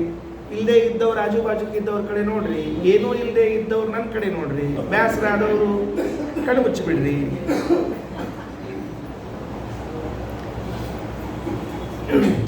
ಸರ್ವತ್ರ ಸರ್ವದಾ ಸರ್ವಾಕಾರ ಸರ್ವಾಧಾರ ಸರ್ವಾಶ್ರಯ ಸರ್ವೋತ್ಪಾದಕ ಸರ್ವಪಾಲಕ ಸರ್ವಸಂಹಾರಕ ಸರ್ವನಿಯಾಮಕ ಸರ್ವಪ್ರೇರಕ ಸರ್ವಪ್ರವರ್ತಕ ಸರ್ವನಿವರ್ತಕ ಯಥಾಯೋಗ್ಯ ಸರ್ವಜ್ಞಾನಾಜ್ಞಾನ ಬಂಧ ಮೋಕ್ಷಪ್ರದ ಸರ್ವಸತ್ತಾಪ್ರದ ಸರ್ವಶಬ್ದವಾಚ್ಯ ಸರ್ವಶಬ್ದ ಪ್ರವೃತ್ತಿ ನಿಮಿತ್ತ ಸರ್ವಗುಣಾತಿ ಪರಿಪೂರ್ಣತಮ ಸರ್ವದೋಷಾತಿದೂರ ಸರ್ವಾಚಿಂತ್ಯ ಸರ್ವೋತ್ತಮ ಸರ್ವೇಶ್ವರ ಸರ್ವಾತ್ಯಂತ ವಿಲಕ್ಷಣ ಸ್ವಗತ ಭೇದ ವಿವರ್ಜಿತತ್ವಾದಿನ ಭಗವದ್ದ್ರಷ್ಟೃಣ. ಇದು ಒಂದೇ ವಾಕ್ಯ. ಇದು ಒಂದೇ ವಾಕ್ಯ ರಾಯನ ಬರೆದದ್ದು. ಎರಡು ವಾಕ್ಯ ಅಲ್ಲ, ಮೂರು ವಾಕ್ಯ ಅಲ್ಲ, ಒಂದೇ ಒಂದು ವಾಕ್ಯ ರಾಯನ ಬರೆದಿತ್ತು. ನಮ್ಮ ಮಾತಾಮಹ, ನಮ್ಮ ತಾಯಿ ತಂದೆ ಅರ್ಚಕೃಷ್ಣಾಚಾರ್ಯ, ಅವರ ತಂದೆ ಅರ್ಚಕ ರಾಘವೇಂದ್ರಾಚಾರ್ಯರು ಅಂತ. ಅವರು ಈಗೆಲ್ಲ ಇವತ್ತು ಮಂತ್ರಾಲಯ ಎಷ್ಟು ಬೆಳೆದದ ನಾವು ನೋಡ್ತೀವಿ, ಭಾರಿ ಅದ ಅಂತ ತಿಳ್ಕೋತೀವಿ. ಅವ್ರ ಕಾಲಕ್ಕೆ ನಮ್ಮ ಮಾತಾಮಹನ ತಂದೆಯ ಕಾಲದಲ್ಲಿ ಮಠ ಎಷ್ಟಿತ್ತು ಅಂತಂದ್ರೆ, ನಾವೆಲ್ಲ ಈಗ ಹೊಸದಾಗಿ ಕಟ್ಟಿದ ರಾಯರ ಮಠಗಳು ನೋಡಿರ್ತೀವಲ್ಲ, ಅಷ್ಟೇ ಇತ್ತು ರೀ. ನಮ್ಮ ಮನೆಯಾಗ ಊಟಕ್ಕೆ ಬರ್ತಿದ್ವಿ. ಅತಿಥಿ ಯಾರು ಊರಿಂದ ಬಂದಿರ್ತಿದ್ರು ಅವರಿಗೆಲ್ಲ ಹಸ್ತೋದಕ್ಕೆ ನಮ್ಮ ಮನೆಯಲ್ಲಿ ಊಟದ ವ್ಯವಸ್ಥೆ ಇತ್ತು. ಎಲ್ಲ ಅಲ್ಲಿ ದರ್ಶನ ಪಂಚಾಮೃತ ಅಭಿಷೇಕ ಎಲ್ಲ ಮುಗಿಸ್ಕೊಂಡು ತೀರ್ಥ ಪ್ರಸಾದಕ್ಕೆಲ್ಲಿ ಅರ್ಚಕರ ಮನೆಯಲ್ಲಿ ಊಟ ಅಷ್ಟೇ, ಬೇರೆ ಕಡೆ ಇದ್ದಿಲ್ಲ, ನಮ್ಮ ಮನೆಯಲ್ಲೇ ಊಟದ ವ್ಯವಸ್ಥೆ ಇದ್ದದ್ದು. ಆಗ ಬೆಳಿಗ್ಗೆ ಎದ್ದು ನಮ್ಮ ಮಾತಾಮಹನ ತಂದೆ ಅರ್ಚಕ ರಾಘವೇಂದ್ರಾಚಾರ್ಯರು ಹೋಗಿ ನಿಂತುಕೊಂಡು ವೃಂದಾವನದ ಮುಂದೆ ಇದನ್ನೆಲ್ಲ ಮುಖೋದ್ಗತವಾಗಿ ಜೋರಾಗಿ ಅಲ್ಲಿರುವ ಎಲ್ಲ ಎಲ್ಲಿವರೆಗೆ ಕೂತಿರ್ತಿದ್ದ ಭಕ್ತರು ಎಲ್ಲಿವರೆಗೆ ಕೇಳಿಸುವಂತೆ ಮೊದಲನೇ ವಾಕ್ಯದಿಂದ ಲೌಕಿಕ ವೈದಿಕ ಭೇದ ಭಿನ್ನ ಶುರು ಮಾಡಿ ಪ್ರೀತಿ ಮಾಧವ ಮಧ್ವಯೋ ಅಂತ ಹೇಳಿ ಬೆಳಗಿನಿಂದ ಕಾರ್ಯಕ್ರಮ ಪ್ರಾರಂಭ ಮಾಡಬೇಕು. ಇದು ನಮ್ಮ ತಾಯಿಯ ಮನೆತನದಲ್ಲಿ ಬಂದಿರುವಂಥ ಒಂದು ಸಂಪ್ರದಾಯ. ನಮ್ಮ ಅಜ್ಜ, ನಮ್ಮ ಮಾವಂದರು ಎಲ್ಲರೂ ಅದೇ ಕೆಲಸ ಮಾಡಿಕೊಂಡು ಬಂದದ್ದು. ಯಾಕೆ ಅದೆಲ್ಲ ಹೇಗಿರ್ತಿತ್ತು ಅಂದರೆ, ಆ ವಾಕ್ಯಗಳನ್ನು ಕೇಳಿದಾಗಲೇ ಮಂಗಳ. ಬೆಳಗಿನ ಮಂಗಳ ಏನು? ರಾಯರ ವಾಕ್ಯಗಳನ್ನು ಕೇಳೋದೇ ಮಂಗಳ. ಇನ್ನೇನು ಮಂಗಳ ಇದೆ ಇದಕ್ಕಿಂತ ಹೆಚ್ಚಿಂದು? ಬೇರೆ ಮಂಗಳ ಅನ್ಯತ್ ಮಂಗಲಂ ನಾಮ ಇದಕ್ಕಿಂತಲೂ ಭಿನ್ನವಾದದ್ದು ಮಂಗಳ ಅಂತ ಒಂದು ಇರ್ತದ ಎಲ್ಲಾದರೂ? ಏನು ಬೇಕಾಗಿಲ್ಲ, ರಾಯರ ವಾಕ್ಯಗಳನ್ನು ಕೇಳುವುದೇ ಪರಮ ಮಂಗಳ. ಹೇಗೆ ಹೇಳಿದ್ದಾರೆ ರಾಯರು ಅಂದರೆ, ಸ್ವಗತ ಭೇದ ತತ್ವಾದಿನ ಭಗವದ್ದ್ರಷ್ಟೃಣ. ಶ್ರೀಮದಾಚಾರ್ಯರು ಭಗವಂತನನ್ನು ಹಿಂಗ ಕಾಣ್ತಾರ. ಹೆಂಗ? ಸರ್ವತ್ರ ಸರ್ವದಾ ಸರ್ವಾಕಾರ ಸರ್ವಾಧಾರ ಸರ್ವಾಶ್ರಯ ಸರ್ವೋತ್ಪಾದಕ ಸರ್ವಪಾಲಕ ಸರ್ವಸಂಹಾರಕ ಸರ್ವನಿಯಾಮಕ ಸರ್ವಪ್ರೇರಕ ಸರ್ವಪ್ರವರ್ತಕ ಸರ್ವನಿವರ್ತಕ ಯಥಾಯೋಗ್ಯ ಸರ್ವಜ್ಞಾನಾಜ್ಞಾನ ಬಂಧ ಮೋಕ್ಷಪ್ರದ ಸರ್ವಸತ್ತಾಪ್ರದ ಸರ್ವಶಬ್ದವಾಚ್ಯ ಸರ್ವಶಬ್ದ ಪ್ರವೃತ್ತಿ ನಿಮಿತ್ತ ಸರ್ವಗುಣಾತಿ ಪರಿಪೂರ್ಣತಮ ಸರ್ವದೋಷಾತಿ ದೂರ ಸರ್ವಾಚಿಂತ್ಯ ಸರ್ವೋತ್ತಮ ಸರ್ವೇಶ್ವರ ಸರ್ವಾತ್ಯಂತ ವಿಲಕ್ಷಣ ಸ್ವಗತ ಭೇದ ವಿವರ್ಜಿತತ್ವಾದಿನ ಭಗವದ್ದ್ರಷ್ಟೃಣ. ಸೊ ಒಂದು 4 ದಿವಸ ಪ್ರಾಕ್ಟೀಸ್ ಮಾಡ್ರಿ, ಗಂಟ್ಲದ್ದೇನಾದ್ರು ದೋಷ ಇದ್ರೆ ಹೋಗ್ತದೆ. ಯಾರ ಸಂಗೀತಗಾರರಾಗಬೇಕಂದ್ರೆ ಚಲೋ ಸಂಗೀತಗಾರರಾಗ್ತೀರಿ. ಯಾರಿಗೆ ಮಾತು ಬರ್ತಿದ್ದಿಲ್ಲ ಅಂದ್ರೆ ಸಜಂಗಾಲೋ ಭವೇ ದೇವ ಅದು ಹೇಳ್ತಾರಲ್ಲ, ರಾಯರ ಸ್ತೋತ್ರ ಮಾಡಿದಾಗ ಹೆಂಗೆ ಬರ್ತದೆ ತಂಗಿ ವಾಕ್ಯ ಚಂದ ಅಂದ್ರು ಅಂದ್ರೆ ಮಾತು ಬರ್ತಾವೆ ಚಲೋತ್ನಾಗಿ. ಪಟ್ಟ್ಯಾಗಿ ಏನಾದ್ರು ದೋಷ ಕೂತಿದ್ದು ಅಂದ್ರೆ FB ಜಲಮೇತೇನ ಬೇಕಾಗಿಲ್ಲ, ಈ ಶ್ಲೋಕ ಹೇಳಿ ಸರಿಯಾಗಿ ಹೋಗ್ಬಿಡ್ತದೆ ಎಲ್ಲ. ಅಷ್ಟು ಚಂದ ಬರಿ. ಭಾರೀ ಗದ್ಯ ಭಾಗ ಸರ್ವತ್ರ ಎಲ್ಲ ಕಡೆಗಳಲ್ಲಿ ಗೊತ್ತಾಗ್ತದೆ ನಮಗೆ. ಸರಳ ಸಂಸ್ಕೃತದಾಗ ಮತ್ತೆ ಹೇಳಿ ಆಮೇಲೆ ಕೃಷ್ಣ ಸಂಸ್ಕೃತದಾಗ ಹೇಳೋಣಂತ್ರಿ. ಸರಳ ಮಾಡಿ ಕಷ್ಟ ಮಾಡಿ ಏನು ಹೇಳಿದ್ರು ಅಂತ ಹೇಳಿ, ಏನು ಹೇಳಲಿಲ್ಲ ಅಂತ ಹೇಳಿ, ಏನೂ ಹೇಳಿಲ್ಲ ಅಂತ ಮಾಡಿ 1 ತಾಸು ಪ್ರವಚನ ಹೇಳಿದ್ರು ಅಂತ ತಿಳಿಸೋದಿರ್ತದಲ್ಲ, ಇದೇ ಆಚಾರ ಲಕ್ಷಣ. ವಾವಾ ಕ್ಯಾ ಬಾತ್ ಹೈ. ಸರ್ವತ್ರ ಎಲ್ಲ ಕಡೆಗಳಲ್ಲಿ ಸರ್ವದಾ ಎಲ್ಲ ಕಾಲಗಳಲ್ಲಿ. ಒಂದು ದೇಶವಾಚಕ, ಒಂದು ಕಾಲವಾಚಕ. ಸರ್ವದಾ ಅಂತನ್ನುವುದು ಕಾಲವಾಚಕ, ನೆನಪಿಟ್ಟುಕೊಳ್ರಿ. ಸರ್ವತ್ರ ತ್ರಲ್ ಪ್ರತ್ಯಯ ಇದು ದೇಶವಾಚಕ. ಹಿಂದಿನ ಸರ್ತಿ ಹೇಳಿದ್ದೆ, ಸ್ವಲ್ಪ ನೆನಪು ಮಾಡಿಕೊಂಡು ಹೊರಟಿದ್ದೀನಿ. ಯಾಕಂದ್ರೆ ಸ್ವಲ್ಪ ಮೊದಲೇ ಗೇರ್ ಬರೋ ತನಕ ಸ್ವಲ್ಪ ಹಾಕಿ ಗಾಡಿ ಪಿಕಪ್ ತಗೋಬೇಕಲ್ಲ. 2ನೇ 3ನೇ ಗೇರ್ ಬಿದ್ಮೇಲೆ ಸೈ ಅಂತ ಹೋಗ್ಬಿಡ್ತದೆ. ಸರ್ವತ್ರ ಎಲ್ಲ ದೇಶಗಳಲ್ಲಿ, ಸರ್ವದಾ ಎಲ್ಲ ಕಾಲಗಳಲ್ಲಿ, ಸರ್ವಾಕಾರ. ಭಗವಂತನಿಗೆ ಇಂಥದ್ದು ಒಂದು ಆಕಾರ ಇಲ್ಲ ಅಂತ ತಿಳಿಲಿಕ್ಕೆ ಹೋಗಬೇಡ್ರಿ. ಎಲ್ಲ ಆಕಾರಗಳು ಉಂಟು ಭಗವಂತನಿಗೆ. ಈ ಆಕಾರ ಯಾಕೆ ಅನ್ನೋದನ್ನು ಮುಂದೆ ತಿಳಿಸ್ತೀನಿ. ಮುಂದೆ ಹೇಳುವಾಗ ಸರ್ವಾಧಾರ ಸರ್ವಾಶ್ರಯ ಅಂತ ಎರಡು ಶಬ್ದ ಇದೆ, ಅದಕ್ಕೆ ಉಪಯೋಗ ಬೀಳುವಂತಹದ್ದು ಸರ್ವ ಆಕಾರ. ಭಗವಂತನಿಗೆ ಯಾವ ಆಕಾರ ಇಲ್ಲ?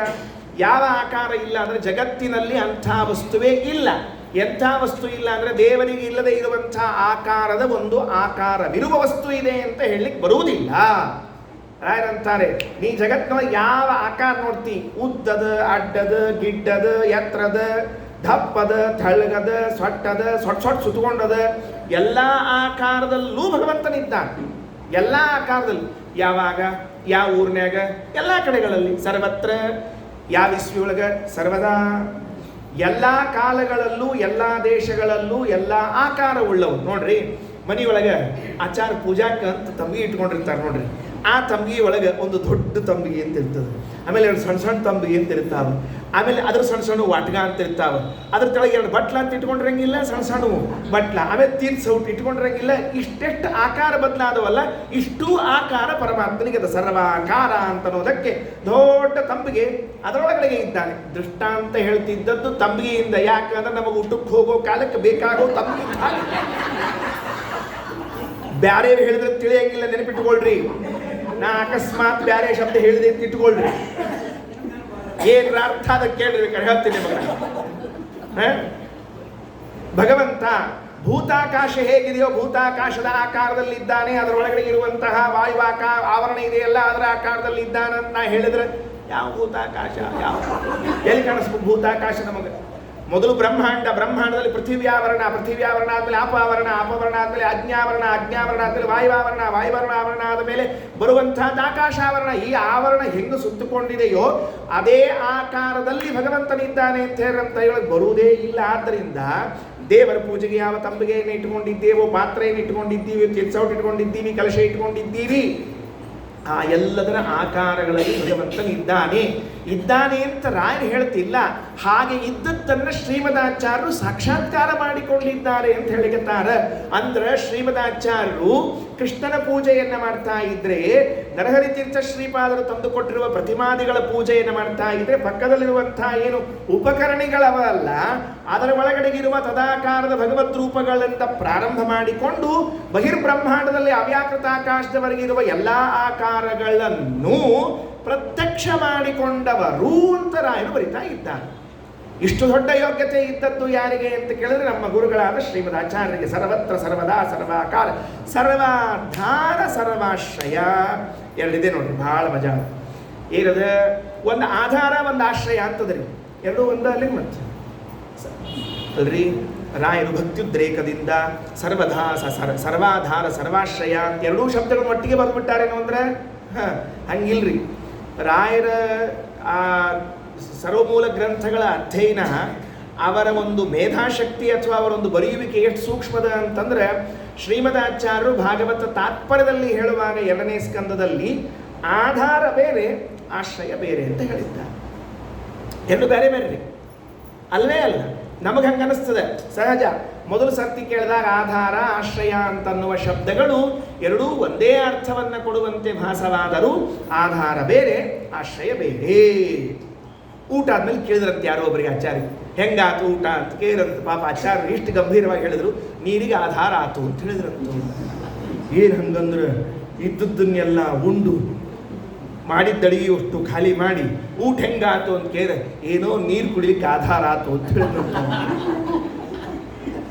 ಹಿಂಗೆ ಹೇಳೋದ? ಎಲ್ಲರ ನಿನ್ನೆ ಮಾಡಿಸಿದ ಅಡಿಗೆ ಉಂಡು ಬಂದ ಮೇಲೆ, ನಿನ್ನೆ ಮಾಡಿಸಿದ ಅಡಿಗೆ ಉಂಡು ಬಂದು ಎಲ್ಲ ತಗೊಂಡು ಪಾಪ ಹೋಗೋ ಕಾಲಕ್ಕೆ ಯಜಮಾನ, ಆಚಾರ ಹೆಂಗಾಗಿತ್ತು ಊಟ, ಏನೋ ನೀರು ಕುಡಿಲಿಕ್ಕೆ ಅಷ್ಟು ಆಧಾರ. ಆಧಾರ ಶಬ್ದ ಇಲ್ಲಿ ಬಳಸ್ತಾ ಇದ್ದೀವಿ. ಆಧಾರ ಅಂದ್ರೆ ಆ ಆಧಾರ ಅಲ್ಲ. ಆಧಾರಕ್ಕೂ ಆಶ್ರಯಕ್ಕೂ ಎಷ್ಟು ವ್ಯತ್ಯಾಸದ ಅಂತಂದ್ರೆ, ಈಗ ನಾನು ಈ ಪೀಠದ ಮೇಲೆ ಕುಳಿತಿದ್ದೇನೆ ಅಂತ ಇಟ್ಕೊಳ್ರಿ. ಇದು ಪೀಠ ಅಲ್ಲ, ಮಂಚ, ಮತ್ತೆ ಕನ್ಫ್ಯೂಸ್ ಮಾಡ್ಕೊಳಕ್ಕೆ ಹೋಗಬೇಡ್ರಿ. ಇದು ಪೀಠ. ಈ ಪೀಠದ ಮೇಲೆ ಕೂತಿದ್ದೀನಲ್ಲ, ಈ ಪೀಠ ನನಗೆ ಆಶ್ರಯ. ಈ ಪೀಠ ನೆಲದ ಮೇಲಿದೆಯಲ್ಲ, ಅದು ನೆಲ ಆಧಾರ. ಗೊತ್ತಾಯ್ತಾ? ಸಾಕ್ಷಾತ್ತಾಗಿ ಯಾವ ವಸ್ತುವಿಗೆ ಯಾವ ವಸ್ತು ಆಶ್ರಯ ಕೊಟ್ಟಿರ್ತದೋ ಅದನ್ನು ಆಶ್ರಯ ಅಂತ ಕೊಡಬೇಕು, ಅದನ್ನು ಮೂಲವಾಗಿ ಯಾವುದು ಹಿಡ್ಕೊಂಡು ನಿಂತಿರ್ತದೋ ಅದನ್ನು ಆಧಾರ ಅಂತ ಕರಿಬೇಕು. ಇಷ್ಟು ವ್ಯತ್ಯಾಸ ಇದೆ.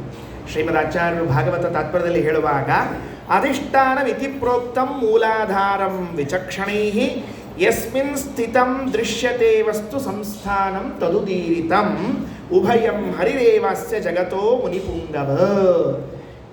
ಆಧಾರ ಅಂದರೆ ಮೂಲದಲ್ಲಿ ಧಾರಣೆ ಮಾಡಿದ್ದನ್ನು ಆಧಾರವೆಂಬುದಾಗಿಯೂ, ಆಶ್ರಯ ಅಂದರೆ ಸಾಕ್ಷಾತ್ತಾಗಿ ಪದಾರ್ಥವನ್ನು ಧರಿಸಿರ್ತಕ್ಕಂಥದ್ದಕ್ಕೆ ಆಶ್ರಯ ಅಂತ ಕರೀತಾರೆ. ಈಗ ಪೆನ್ನು ಟೇಬಲ್ ಮೇಲಿದೆ, ಪೆನ್ನು ಭೂಮಿ ಮೇಲಿದೆಯೋ ಇಲ್ವೋ? ಇದೆ. ಯಾಕಿಲ್ಲ? ಪೆನ್ನು ಭೂಮಿಯ ಮೇಲೆ ಇಲ್ಲ ಅನ್ಲಿಕ್ಕೆ ಬರೋದಿಲ್ಲ. ಪೆನ್ನು ಟೇಬಲ್ ಮೇಲಿದೆಯೋ ಇಲ್ವೋ? ಟೇಬಲ್ ಮೇಲಿದೆ. ಮತ್ತು ಟೇಬಲ್ ಮೇಲದ, ಪೆನ್ನು ಭೂಮಿ ಮೇಲದ ಅಂತ ಹೆಂಗೆ ಹೇಳ್ತೀರಿ ಅಂತ ಕೇಳಿದ್ರೆ, ಪೆನ್ನು ಟೇಬಲ್ ಮೇಲಿದೆ, ಟೇಬಲ್ ಭೂಮಿ ಮೇಲಿದೆ. ಅದಕ್ಕೆ ಭೂಮಿ ಏನಾಯಿತು ಅಂದರೆ ಆಧಾರವಾಯಿತು, ಟೇಬಲ್ ಏನಾಯಿತು ಅಂದರೆ ಆಶ್ರಯವಾಯಿತು. ಇಷ್ಟು ವಿಷಯ. ನಾವು ಮನೆಯಲ್ಲಿ ಇದ್ದೀವಿ, ಎಲ್ಲಿ ಕೂತೀರಿ ಅಂತ ಫೋನ್ ಮಾಡಿದ್ರೆ ಕೇಳ್ತಿರ್ತಾರೆ ಅವ್ರು, ಕೇಳಿದ್ರಲ್ಲ ಆಯಿತು ಸುಮ್ಮನೆ ಕೂಡ್ಲಾರ್ದು ಎಲ್ಲಿದ್ದೀರಿ ಅಂತ ಕೇಳ್ತಾರೆ. ಮನೆಯಾಗ ಕೇಳ್ತಾರಲ್ಲ, ಮನೆಯಲ್ಲಿ ಇದ್ದೇನೆ ಅಂದರೆ ಒಂದು ನೆಲದ ಮೇಲೆ ಕೂತಿರ, ಇಲ್ಲ ಕುರ್ಚಿ ಮೇಲೆ ಕೂತ್ಕೊಂಡು ಕಾಲ್ ಮೇಲೆ ಕಾಲು ಹಾಕ್ಕೊಂಡು ಕೂತಿರ್ತಾನೆ ಪಾಪಿ. ಅವ್ನ ಸ್ಟೈಲ್ ಹೌದ್ರಿ, ನಾನು ಮನೆ ನನ್ನ ಕುರ್ಚಿ, ಯಾರೇನು ಕೇಳೋರು, ಹಿಂಗೆ ಕೊಡ್ಬೇಕು ಹಂಗೆ ಕೊಡ್ಬೇಕು ಅಂತ ತಿಳ್ಕೊಂಡು ಸುದೈವಕ್ಕೆ ಆ ಫೋನ್ಯಾಗ ಕಾಣಿಸಂಗಿಲ್ಲ. ಬೇರೆ ಅಕಸ್ಮಾತ್ ಅವ್ನು ವಿಡಿಯೋ ಕಾಲ್ ಮಾಡಿದ ಅಂದ್ರೆ ನೆಲದ ಮೇಲೆ ಕೊಡ್ಬೇಕಾಗ್ತದೆ. ನಾವು ಎಲ್ಲಿ ಕೂತೀರಿ? ಮನೆಯಲ್ಲಿ ಕೂತಿದ್ದೇವೆ. ಮನೆಯಲ್ಲಿ ಕೂತಿದ್ದೇವೆ ಅಂದರೆ ಮನೆಯು ಅದು ಆಧಾರ, ಕುರ್ಚಿ ಆಶ್ರಯ. ಇವನು ಚೇರ್ ಮೇಲೆ ಕೂತ್ಕೊಂಡು ಚೇರ್ ಮನೆಯಲ್ಲಿ ಇದ್ದದರಿಂದಾಗಿ ಹಂಗೆ ಎರಡವ ನೋಡ್ರಿ, ಇವು ಎರಡೂ ಕೂಡ ಭಗವಂತನೇ ಆಗಿದ್ದಾನೆ ಅಂತನ್ನುವುದಕ್ಕಾಗಿ ರಾಯರು ಸರ್ವಾಧಾರ ಸರ್ವಾಶ್ರಯ ಅನ್ನುವ ಶಬ್ದವನ್ನು ಬರೆದಿದ್ದಾರೆ. ಸರ್ವಾಶ್ರಯ ಅಂದರೆ ಏನು, ಸರ್ವಾಧಾರ ಅಂದರೆ ಏನು ಅಂತ ಒಂದು ಅರ್ಥ ಆಯಿತು. ಅಥವಾ ಶ್ರೀಮದಾಚಾರ್ಯ ಸಿದ್ಧಾಂತ ಏನು? ಶ್ರೀಮದಾಚಾರ್ಯ ಸಿದ್ಧಾಂತ ಅಂದರೆ ಭಗವಂತನ ರೂಪಗಳು ಎರಡು ರೀತಿಯಿಂದ ಇವೆ. ಒಂದು ಅಂತರ್ಯಾಮಿಯಾಗಿರುವ ರೂಪಗಳು, ಇನ್ನೊಂದು ಅಂತರ್ಯಾಮಿಯಾಗಿ ಇಲ್ಲದೆ ಇರುವ ರೂಪಗಳು. ಈಗ ಉದಾಹರಣೆಗೆ ಹೇಳ್ತೀನಿ ಏನಂತ, ಒಂದು ಘಟ ಅಂತ ಪದಾರ್ಥ ಇದೆ, ಗಡಿಗೆ ಅಂತಿದೆ ಅಂತ ಇಟ್ಕೊಳ್ರಿ. ಆ ಗಡಿಗೆಯಲ್ಲಿ ಭಗವಂತ ಒಳಗೆ ಇದ್ದಾನೆ, ಅದಕ್ಕೇನು ಕರಿತೀವಿ? ಅಂತರ್ಯಾಮಿ ಅಂತ ಕರಿತೀವಿ. ಅಲ್ರಿ ಗಡಿಗೆ ಒಳಗೆ ಯಾಕಿದ್ದಾನೆ ಭಗವಂತ? ಅದು ಮುಂದೆ ಬರ್ತದೆ. ಯಾಕಲ್ಲಿದ್ದಾನೆ ಎಂಬುದು ಮುಂದಿನ ವಾಕ್ಯಕ್ಕೆ ಸೇರಿಸ್ಯಾರ ರಾಯರು. ಘಟದಲ್ಲಿ ಇದ್ದಾನೆ, ಮನೆ ಇದೆ ಮನೆಯಲ್ಲಿ ಇದ್ದಾನೆ, ದೇಹ ಇದೆ ದೇಹದಲ್ಲಿ ಇದ್ದಾನೆ, ಇದಕ್ಕೆ ನಾವು ಅಂತರ್ಯಾಮಿ ಅಂತ ಕರಿತೀವಿ. ಹೊರಗಡೆಗೆ ಇದ್ದಾನೆ ಭಗವಂತ, ಅವೇನು ಅಂತರ್ಯಾಮಿ ಅಲ್ಲ. ರಾಮ ಇದ್ದಾನೆ, ಕೃಷ್ಣ ಇದ್ದಾನೆ, ನಾರಾಯಣ ಇದ್ದಾನೆ, ಸರ್ವತ್ರ ವ್ಯಾಪ್ತವಾದ ಒಂದು ಭಗವದ್ ರೂಪ ಅದು ಅಂತರ್ಯಾಮಿ ಅಲ್ಲ. ಅದು ಅವ್ಯಾಕೃತ ಆಕಾಶದವರೆಗೆ ಹೊರಗಡೆಗೆ ವ್ಯಾಪಿಸಿಕೊಂಡಿರುವಂಥ ಒಂದು ಭಗವದ್ ರೂಪ, ಅದು ಅನಂತರ್ಯಾಮಿ, ಅಂತರ್ಯಾಮಿ ಅಲ್ಲ. ಈ ಎರಡು ರೂಪಗಳನ್ನು ತಿಳಿಸುವುದಕ್ಕಾಗಿ ರಾಯರು ಸರ್ವಾಧಾರ ಸರ್ವಾಶ್ರಯ ಅಂತ ಬರೆಸಿದ್ದಾರೆ. ಯಾಕಂದರೆ ಸರ್ವಾಶ್ರಯ ಅಂತಂದರೆ ಏನು ಅಂದರೆ ಆ ವಸ್ತುವಿನ ಒಳಗೆ ಇದ್ದು ಆಶ್ರಯವನ್ನು ಕೊಟ್ಟರೆ ಸರ್ವಾಶ್ರಯ. ಎಲ್ಲ ಪದಾರ್ಥಗಳಿಗೂ ಭಗವಂತ ಆಶ್ರಯ ಕೊಟ್ಟಾನ. ಹೆಂಗೆ? ಆಯಾ ವಸ್ತುಗಳಲ್ಲಿ ಅಂತರ್ಯಾಮಿಯಾಗಿ ಇದ್ದು. ಆಯಾ ವಸ್ತುಗಳಲ್ಲಿ ಅಂತರ್ಯಾಮಿಯಾಗಿ ಇದ್ದ ಮಾತ್ರಕ್ಕೆ ಸಾಲೋದಿಲ್ಲ, ಸರ್ವಾಕಾರನಾಗಿ ಇರಬೇಕಾಗುತ್ತದೆ. ನೋಡ್ರಿ, ಈಗ ಸರ್ವಾಕಾರಕ್ಕೆ ಉಪಯೋಗ ಬಿತ್ತೀಗ. ಏನು ಅಂದರೆ ಘಟ ಇದ್ದರೆ ಭಗವಂತ ಘಟದ ಒಳಗಿದ್ದಾನ, ಘಟದ ಆಕಾರದಲ್ಲಿದ್ದಾನ. ಯಾಕೆ ಅಂದರೆ ಘಟಕ್ಕೆ ಆಶ್ರಯವನ್ನು ಕೊಡುವುದಕ್ಕೆ. ಇವೆಲ್ಲ ಬಹಳ ಸೂಕ್ಷ್ಮವಾದ ಪ್ರಮೇಯಗಳು. ಶ್ರೀಮದಾಚಾರ್ಯ ಸಿದ್ಧಾಂತ ಬೇಗನೆ ಅರ್ಥ ಆಗೋದಿಲ್ಲ. ರಾಯರು ಅದರ ಒಂದೊಂದೇ ಶಬ್ದಗಳಲ್ಲಿ ತಿಳಿಸ್ತಾ ಹೋಗ್ತಾರೆ. ಒಂದು ಗ್ಲಾಸ್ ಇದೆ, ಆ ಗ್ಲಾಸಿನ ಒಳಗಡೆಗೆ ಭಗವಂತನಿದ್ದಾನೆ. ಯಾವ ಆಕಾರದಲ್ಲಿದ್ದಾನೆ ಅಂದರೆ ಗ್ಲಾಸಿನ ಆಕಾರದಲ್ಲಿ ಇದ್ದಾನೆ. ಅದು ಯಾವ ಪಾತ್ರ ಇದೆ ಆಕಾರದಲ್ಲಿ ಇರ್ತಾನೆ. ಆ ಆಕಾರದಲ್ಲಿ ಇದ್ದ ಪರಮಾತ್ಮ ಸರ್ವಾಕಾರ, ಸರ್ವ ಆಶ್ರಯ, ಜೊತೆಗೆ ಅಂತರ್ಯಾಮಿ, ಒಳಗಿದ್ದಾನವನು. ಇದೇ ಹೊರಗಡೆಗೆ ಇದೆ ಭಗವಂತ. ಈಗ ಅದೇ ಪಾತ್ರೆ ಇದೆ, ರಾಮರೂಪದಿಂದ ಭಗವಂತ ಕೈಯಲ್ಲಿ ಪಾತ್ರೆಯನ್ನು ನಡೆದಿದ್ದಾನೆ. ಅವ ಯಾರು? ಆಧಾರವ. ಅವ ಹೊರಗೆ ಒಳಗಿರುವ ರೂಪ ಅಲ್ಲವ, ಹೊರಗಿರುವಂಥ ರೂಪ ಅವ.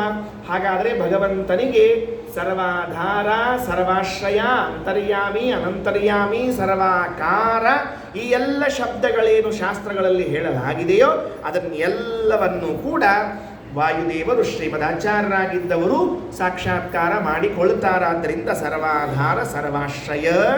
ಇನ್ನು ಮುಂದೇನು ಅಂತ ಕೇಳಿದ್ರೆ ಭಗವಂತ ಎಲ್ಲರಿಗೂ ಕೂಡ ಸೃಷ್ಟಿಯನ್ನು ಮಾಡ್ತಾನೆ.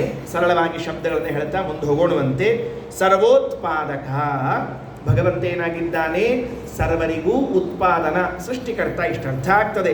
ಸರ್ವಪಾಲಕ, ಎಲ್ಲರಿಗೂ ಪಾಲನೆಯನ್ನು ಮಾಡ್ತಾನೆ.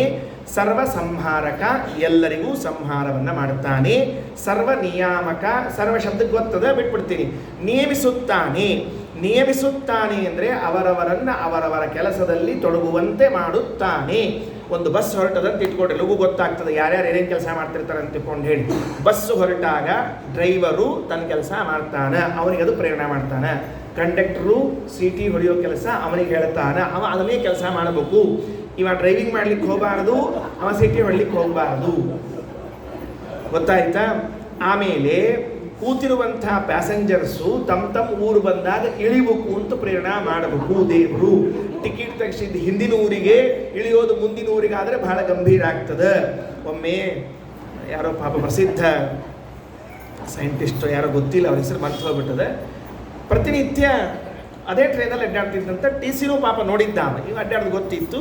ಒಂದು ದಿವಸ ಟಿಕೆಟ್ ಚೆಕ್ ಮಾಡಬೇಕು ಅಂತ ಬಂದ ಅವ, ಯಾರೋ ಸೈಂಟಿಸ್ಟು. ಟಿಕೆಟ್ ಕೊಡ್ರಿ ಅಂದ. ಪಾಪ ಎಲ್ಲ ತೆಗೆದ. ಟಿಕೆಟ್ ಇಲ್ಲ ಅಂದ್ಬಿಟ್ಟ. ಇವೇನಂದ, ಹೋಲ್ಬಿಡ್ರಿ, ನೀವು ಪ್ರತಿ ದಿವಸ ಅಡ್ಡಾಡ್ತೀರಿ, ನನಗೆ ನಿಮ್ಮ ಪರಿಚಯ ಅದ, ನೀವು ಪಾಪ ಹಂಗೆ ಅಡ್ಡಾಡೋಕ್ಕಿಲ್ಲ, ದಿವಸ ಟಿಕೆಟ್ ತೊಗೋತೀರಿ, ಏನು ಸಮಸ್ಯೆ ಇಲ್ಲ, ಹೋಗ್ಲಿ ಬಿಡ್ರಿ ಅಂದ. ಅವ ಅಂದ, ಅದಲ್ಲ ಅಂದ, ಮತ್ತೇನು ಸಮಸ್ಯೆ? ಆ ಟಿಕೆಟ್ ಇದ್ರೆ ಗೊತ್ತಾಗ್ತಿತ್ತು ಎಲ್ಲಿ ಇಳಿಬೇಕು ಅಂತ ತಿಳ್ಕೊಂಡು. ಈಗ ಟಿಕೆಟೇ ಇಲ್ಲ, ಎಲ್ಲಿ ಇಳಿಲಿ ಅಂತ.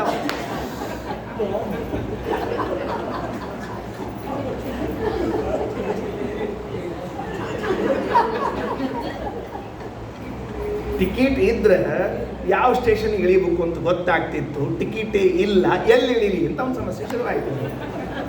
ದೇವರು ನಮ್ಮನ್ನು ಎಲ್ಲಿ ಇಳಿಬೇಕು ಅಂತ ಪ್ರೇರಣೆ ಮಾಡದೆ ಹೋದರೆ ಏನು ಪರಿಸ್ಥಿತಿ ಆಗಬೇಡ. ಬಸ್ ಹತ್ತಿ ಕೂತ್ಬಿಡೋದು. ಮುಂದೇನು ಅವ ಡ್ರೈವಿಂಗ್ ಮಾಡ್ತಾನೆ ಇರ್ತಾನೆ, ಇವ ಸಿಟಿ ಹೊಡಿತಾನೆ ಇರ್ತಾನೆ, ಇವ್ ಊರು ಯಾವ ಊರಿಗೆ ಇಳಿಬೇಕು ಗೊತ್ತಾಗಿಲ್ಲ.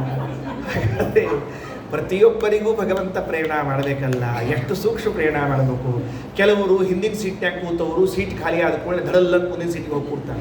ಸುಮ್ಮನೆ ಲೌಕಿಕ ದೃಷ್ಟ ಅಂತ ಹೇಳ್ತೀನಿ ರೀ, ಭಗವಂತ ಹಂಗೆ ಪ್ರೇರಣೆ ಮಾಡಿರ್ತಾನೆ ಅವರಿಗೆ. ವಿಚಿತ್ರ ಏನು ಗೊತ್ತೇನ್ರಿ, ಹಂಗೆ ಹೋಗಿ ಕೂತಿರ್ತಾನೆ, ಆಕ್ಸಿಡೆಂಟ್ ಆದಾಗ ಇವ ಹಿಂದಿನ ಸೀಟ್ ಎಲ್ಲಿ ಕೂತಿದ್ದಲ್ಲ ಅದಕ್ಕೆ ಬಡ್ದಿರ್ತದೆ, ಈ ಸೀಟಿಗೆ ಏನಾಗಿರಂಗಿಲ್ಲ.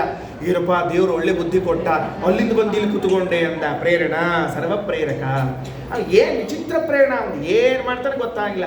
ಅದು ಏನೋ ಎಂತೋ ಮುಂದಿನ ಸ್ಟಾಪ್ನಾಗ ಇಳಿಬೇಕಾದೋ ಹಿಂದಿನ ಸ್ಟಾಪ್ನಾಗ ಇಳಿದು ಬಿಡ್ತಾರೆ. ಯಾಕೆ ಇಳಿದು ಅಂತ ಯಾರೋ ಕೇಳಿದ್ರಂತ. ಟಿಕೆಟ್ ತೆಗಿಸಿದ್ದ ಪಾಪವ. ಏನು ಮಾಡಲಿರಿ, ಬಸ್ನಾಗ ಜಗನೇ ಇದ್ದಿದ್ದಿಲ್ಲ, ನೂಕಿ ಬಿಟ್ಟು ತೆಳಗಿಳಿದು ಬಿಟ್ಟೆ. ನಾವು ಇಳಿಬೇಕು ಅಂತ ಇಳಿದಿದ್ದಿಲ್ಲವ, ನೂಕಿ ಬಿಟ್ಟ ಅಂತ ತೆಳಗಿಳಿದು ಬಿಟ್ಟ. ಮುಂದೆ ಹೋಗೋತ್ತಿಗೆ ಆ ಬಸ್ ಆಕ್ಸಿಡೆಂಟ್ ಆಗೋದು, ಇಳಿಸ್ಬಿಟ್ಟ. ಇವ ಯಾಕೆ ಹಿಂಗೆ ಇಳಿದ ಗೊತ್ತಿಲ್ಲ. ಅವ ಇಳಿಬೇಕು ಅಂತ ಇಟ್ಕೊಂಡಿದ್ದಿಲ್ಲ, ಅವ ಬಾಜುಕ್ಕಿದ್ದ ಅವ್ನು ದೂಡಿದ್ದಿರ್ತಾವೆ ಪಾಪ. ಪ್ರೇರಣಾ ದೇವರು ಏನು ವಿಚಿತ್ರ ಮಾಡ್ತಾರೋ ಸ್ವಾಮಿ.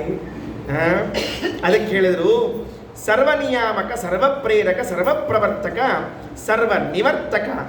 ಎಲ್ಲರನ್ನೂ ಪ್ರೇರಣಾ ಮಾಡ್ತಾನೆ, ಪ್ರೇರಣೆಯಿಂದ ವಿಮುಖರನ್ನಾಗಿಯೂ ಮಾಡ್ತಾನೆ. ಯಥಾಯೋಗ್ಯ ಸರ್ವಜ್ಞಾನಾಜ್ಞಾನ ಬಂಧ ಮೋಕ್ಷಪ್ರದ, ಸರ್ವಸತ್ತಾಪ್ರದ.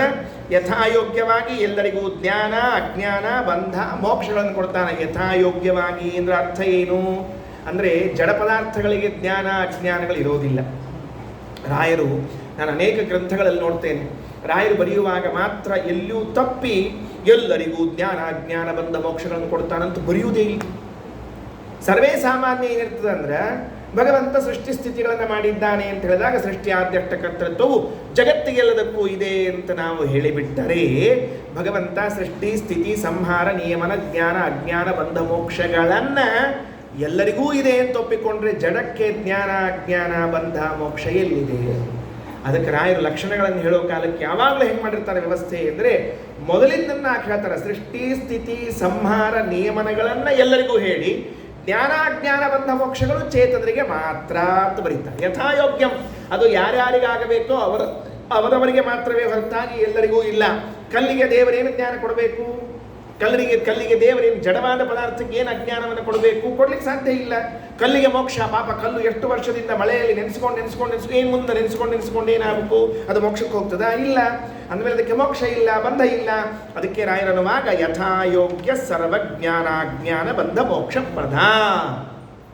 ಈಗ ಇಷ್ಟೆಲ್ಲ ಹೇಳ್ಕೊಂಡು ಬಂದಿವಿ, ರಾಯರ ವಾಕ್ಯ ಅರ್ಥ ಆಯಿತು ಅಂತ ಇಟ್ಕೊಳ್ಳಿ. ಇದರ ಮೇಲೆ ಒಂದೆರಡು ಪ್ರಶ್ನೆ ಮಾಡಿಕೊಳ್ಳೋಣಂತ. ಏನು ಅಂತಂದರೆ, ಸರ್ವೋತ್ಪಾದಕ, ಎಲ್ಲರಿಗೂ ಆಶ್ರಯ ಕೊಟ್ಟಾನ, ವಿವಾದನೆ ಇಲ್ಲ, ಎಲ್ಲರಿಗೂ ಆಶ್ರಯ ಕೊಟ್ಟಾನ ತಗೊಳ್ರಿ ಅಂತ.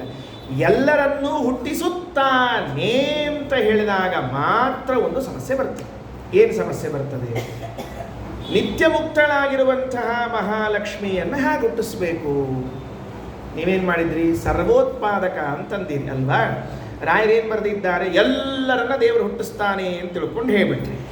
ಎಲ್ಲರನ್ನೂ ಹುಟ್ಟಿಸ್ತಾನೆ ಅಂದರೆ ಲಕ್ಷ್ಮೀದೇವಿ ನಿತ್ಯ ಮುಕ್ತಳು. ನಿತ್ಯ ಮುಕ್ತಳಾದ ಲಕ್ಷ್ಮೀದೇವಿಯನ್ನು ಪರಮಾತ್ಮ ಹುಟ್ಟಿಸುವುದು ಹೇಗೆ?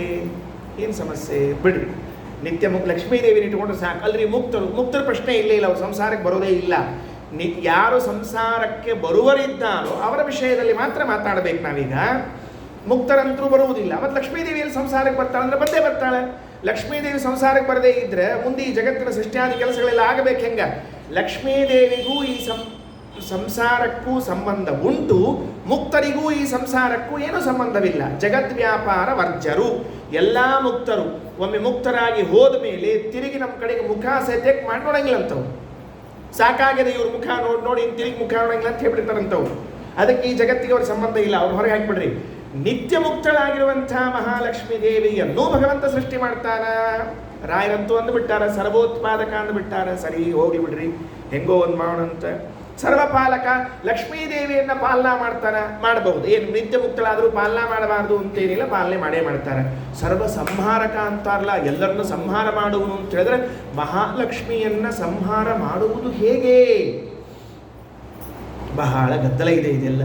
ಇದಕ್ಕೆಲ್ಲ ಶಾಸ್ತ್ರವನ್ನು ಓದಬೇಕು. ಇದು ಶ್ರೀಮದಾಚಾರ್ಯರು ವ್ಯಾಖ್ಯಾನ ಮಾಡುವಾಗ ವೇದವ್ಯಾಸ ದೇವರ ಸೂತ್ರವನ್ನು ಹೇಳುವಾಗ 2ನೇ ಅಧ್ಯಾಯದ 3ನೇ ಪಾದದ 1ನೇ ಸೂತ್ರದಲ್ಲಿ ಹೇಳುವಾಗ ನಿತ್ಯ ಪದಾರ್ಥಗಳ ಉತ್ಪತ್ತಿ ಅಂದರೆ ಹೇಗೆ, ನಿತ್ಯ ಮುಕ್ತಳಾದ ಮಹಾಲಕ್ಷ್ಮಿಗೆ ಉತ್ಪತ್ತಿ ಅಂದರೆ ಏನು, ನಿತ್ಯ ಮುಕ್ತಳಾದ ಮಹಾಲಕ್ಷ್ಮಿಗೆ ಸಂಹಾರ ಅಂದರೆ ಏನು ಅಂತ ಎಲ್ಲವನ್ನು ವಿವರವಾಗಿ ಕೊಟ್ಟಿದ್ದಾರೆ. ಅದೆಲ್ಲ ರಾಯರು ಭಾವದೀಪದಲ್ಲಿ ಬಿಡಿಸಿ ಬಿಡಿಸಿ ಬಿಡಿಸಿ ಕೊಟ್ಟಿದ್ದಾರೆ. 2 ಶಬ್ದದಲ್ಲಿ ಹೇಳಿ ಮುಗಿಸ್ತೇನೆ. ನೀವು ಆ ಶಬ್ದವನ್ನು ಪ್ರತಿ ಸರ್ತಿ ಕೇಳಿರ್ತೀರಿ, ಅಷ್ಟೇ ಕೇಳಿದ್ರು ಸಾಕು. ಪರಾಧೀನ ವಿಶೇಷಾವಾಪ್ತಿ ಅಂತನ್ನುವುದು ನಿತ್ಯ ಮುಕ್ತಳಾದ ಮಹಾಲಕ್ಷ್ಮೀ ದೇವಿಯ ಸೃಷ್ಟಿ. ಮಹಾಲಕ್ಷ್ಮಿಯ ಸೃಷ್ಟಿ ಅಂದ್ರೇನು? ಪರಾಧೀನ ವಿಶೇಷ ಅವಾಪ್ತಿ. ಶಬ್ದ ಬಾಯಲ್ಲಿ 2-3 ಸರ್ತಿ ಹೇಳ್ಕೋತಿರ್ರಿ. ಪರಾಧೀನ ವಿಶೇಷ ಅವಾಪ್ತಿ, ಪರಾಧೀನತ್ವವನ್ನು ಹೊಂದುವುದು ಅಥವಾ ವಸ್ತುಗಳಿಗೆ ತನ್ನ ಅಧೀನತ್ವವನ್ನು ಸ್ವೀಕಾರ ಮಾಡುವುದು. ಎಲ್ಲ ಜಗತ್ತಿರ್ತದೆ. ಒಂದು ದಿವಸ ಅಭಿಮಾನ ಮಾಡುವುದಿಲ್ಲ ಮಹಾಲಕ್ಷ್ಮೀ ದೇವಿ, ಒಂದು ದಿವಸ ಅಭಿಮಾನ ಮಾಡುವುದಿಲ್ಲ.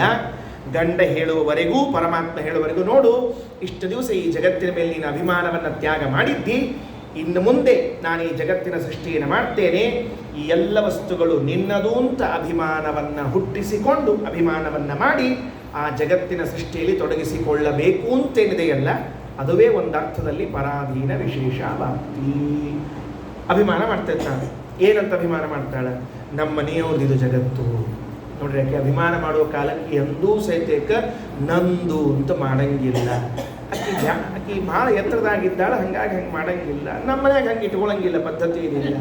ನಂದು ಅಲ್ಲ, ಮನಿ ನಂದು, ಕುರ್ಚಿ ನಂದು ಅಲ್ಲ, ನಿಮ್ಮ ಮನೆಯವ್ರದ್ದು ನಂದು ಅಷ್ಟೇ. ಸುಸ್ವಲ್ಪ ಪಾಪ ಅವ್ರು ನಮ್ಮ ಮನೆಯವ್ರದ್ದು ಎಲ್ಲನೂ ಅವ್ರದ್ದೇ. ಏನು ಭಾರ ಆಗಂಗಿಲ್ಲ ಅವರಿಗೆಲ್ಲ. ಕುರ್ಚಿನೂ ನಮ್ಮ ಮನೆಯವ್ರದ್ದು, ಟೇಬಲ್ಲು ನಮ್ಮ ಮನೆಯವ್ರದ್ದು, ಅಡಿಗೆ ಮನೆಯೂ ನಮ್ಮ ಮನೆಯವ್ರದ್ದು, ಗ್ಯಾಸು ನಮ್ಮ ಮನೆಯವ್ರದ್ದು, ಗ್ಯಾಸಿನ ಕಟ್ಟಿ ನಮ್ಮ ಮನೆಯವ್ರದ್ದು. ಭಾರ ಆಗ್ತದೆ, ಹಂಗೆಲ್ಲ ಹೇಳಬಾರ್ದು.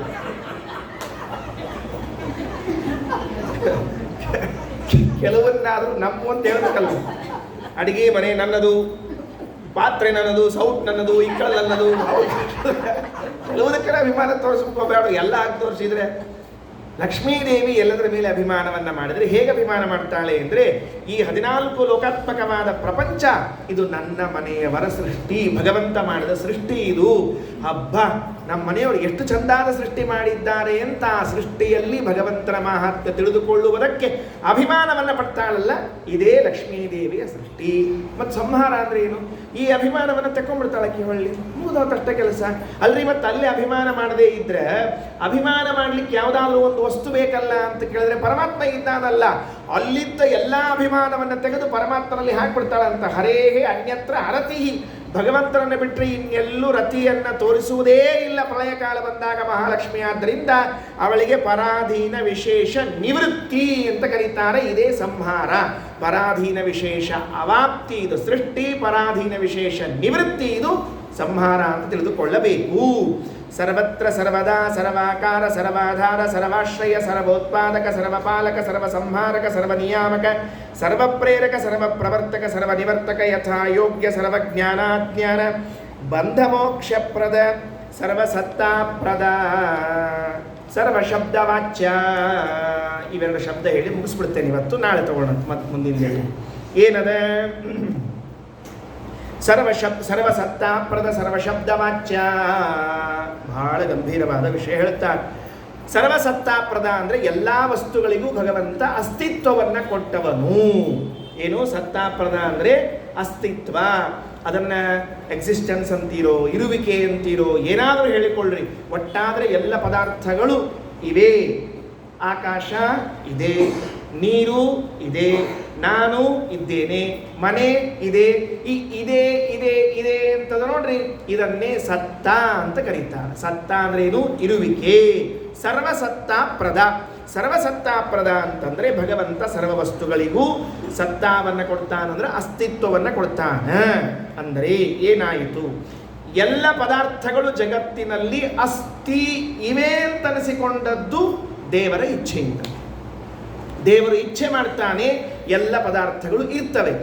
ದೇವರು ಇಚ್ಛೆ ಮಾಡದೆ ಹೋದರೆ ಯಾವ ಪದಾರ್ಥವೂ ಇರಲಿಕ್ಕೆ ಸಾಧ್ಯ ಇಲ್ಲ. ಎಲ್ಲಿವರೆಗೆ ಅಂತ ಕೇಳಿದ್ರೆ ಶ್ರೀಮದಾಚಾರ್ಯರಂತಾರೆ, ಮಹಾಲಕ್ಷ್ಮೀ ದೇವಿಯನ್ನು ದೇವರು ಇಚ್ಛೆ ಮಾಡಿ ಇವಳು ಇರುವುದು ಬೇಡ ಅಂತ ಇಚ್ಛೆ ಮಾಡಿದರೆ ಮಾಡುವುದಿಲ್ಲ ಅಂತ ಅನ್ನೋದು ಅರ್ಥ ಗೊತ್ತಿದೆ. ಪರಮಾತ್ಮ ಆ ತರಹದ ಅದು ಏನದು ಅಂತಂದ್ರೆ ನಮ್ಮ ಲೆಕ್ಕದಲ್ಲಿ ಅದು ಬಹಳ ನಿಷಿದ್ಧವಾದದ್ದು. ಹಾಗೆಲ್ಲ ಲಕ್ಷ್ಮೀದೇವಿ ಹೋಗಲಿ ವಾಯುದೇವಿ ಹೋಗಲಿ ಅಂತ ಹಿಂಗೆಲ್ಲ ಹೆಂಗೆ ಮಾಡ್ತಾರೆ? ಮಾಡೋದಿಲ್ಲ. ಇನ್ ಕೇಸ್ ಹೆಂಗೆ ಇಟ್ಕೊಳ್ರಿ, ಅದಕ್ಕೆ ಅದು ತರ್ಕ ಅಂತ ಕರೀತಾರೆ. ತರ್ಕ ಅಂದ್ರೆ ಏನು? ಉಲ್ಟಾ ಸಮನ್ವಯ ಮಾಡೋದು. ಒಂದು ವೇಳೆ ಭಗವಂತ ಹೀಗೆ ಇಚ್ಛೆ ಮಾಡಿದರೆ ಲಕ್ಷ್ಮೀದೇವಿಯು ಇಲ್ಲದೆ ಹೋಗಿದ್ದಾಳೋ, ಹಾಗಾಗಿಲ್ಲ, ಆದ್ದರಿಂದ ಪರಮಾತ್ಮ ಅಂಥ ಇಚ್ಛೆಯನ್ನು ಮಾಡಿಲ್ಲ. ಹಿಂಗೆ ಉಲ್ಟಾ ತರಬೇಕದಕ್ಕೆ ತರ್ಕ ಅಂತ ಕರೀತಾನೆ. ಒಂದೊಮ್ಮೆ ಭಗವಂತ ನಿತ್ಯ ಮುಕ್ತಳಾದ ಮಹಾಲಕ್ಷ್ಮಿಯನ್ನು ಬೇಡ ಅಸ್ತಿತ್ವದಲ್ಲಿರುವುದು ಅಂತ ಸಂಕಲ್ಪಿಸಿದರೆ ಇಲ್ಲದೇ ಹೋಗಿಬಿಡುತ್ತಾಳೆ. ಅಷ್ಟು ಸಾಮರ್ಥ್ಯ ದೇವರಿಗಿದೆ. ಯಾಕೆ? ಅನಂತ ಗುಣಗಳಿಂದ ಮಹಾಲಕ್ಷ್ಮೀ ದೇವಿ ಭಗವಂತನಿಗಿಂತ ಕಡಿಮೆಯಾದದ್ದರಿಂದ ಏನವನಿಗೇನಾಗಬೇಕಾಗಿದೆ? ಅದಕ್ಕೆ ರಾಯರು ಬರೀತಾರೆ, ಸರ್ವಸತ್ತಾಪ್ರದ.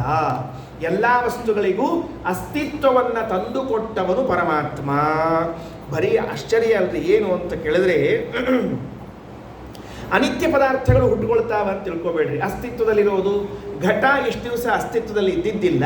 ಕುಂಬಾರ ಮಡಿಕೆಯನ್ನು ಮಾಡಿದ, ಅಸ್ತಿತ್ವಕ್ಕೆ ಬಂತು, ಆಯಿತು. ಹೀಗೆ ಹೀಗೆ ಹಾಗಾದರೆ ಅನಿತ್ಯವಾದ ಪದಾರ್ಥಗಳನ್ನು ಮಾತ್ರ ಅಸ್ತಿತ್ವದಲ್ಲಿ ತರ್ತಾನೇನು ಪರಮಾತ್ಮ ಅಂದರೆ ಅಲ್ಲ.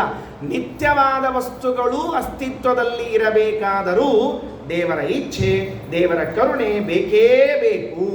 ನಿತ್ಯವಾದ ಪದಾರ್ಥಗಳು ಯಾವುದು? ಕಾಲ ಪ್ರವಾಹ ನಿತ್ಯ, ಜೀವ ಸ್ವರೂಪತಃ ನಿತ್ಯ, ವೇದ ನಿತ್ಯ. ಹಾಗಾದರೆ ಈ ಎಲ್ಲ ಪದಾರ್ಥಗಳು ನಿತ್ಯವಾಗಿದ್ದರೂ ಅವುಗಳು ನಿತ್ಯದಲ್ಲೇ ಅಸ್ತಿತ್ವದಲ್ಲಿ ಇರುವಂತೆ ಭಗವಂತನ ಇಚ್ಛೆ ಕಾರಣವಾಗಿದೆ. ಆದ್ದರಿಂದ ಸರ್ವಸತ್ತಾಪ್ರದ.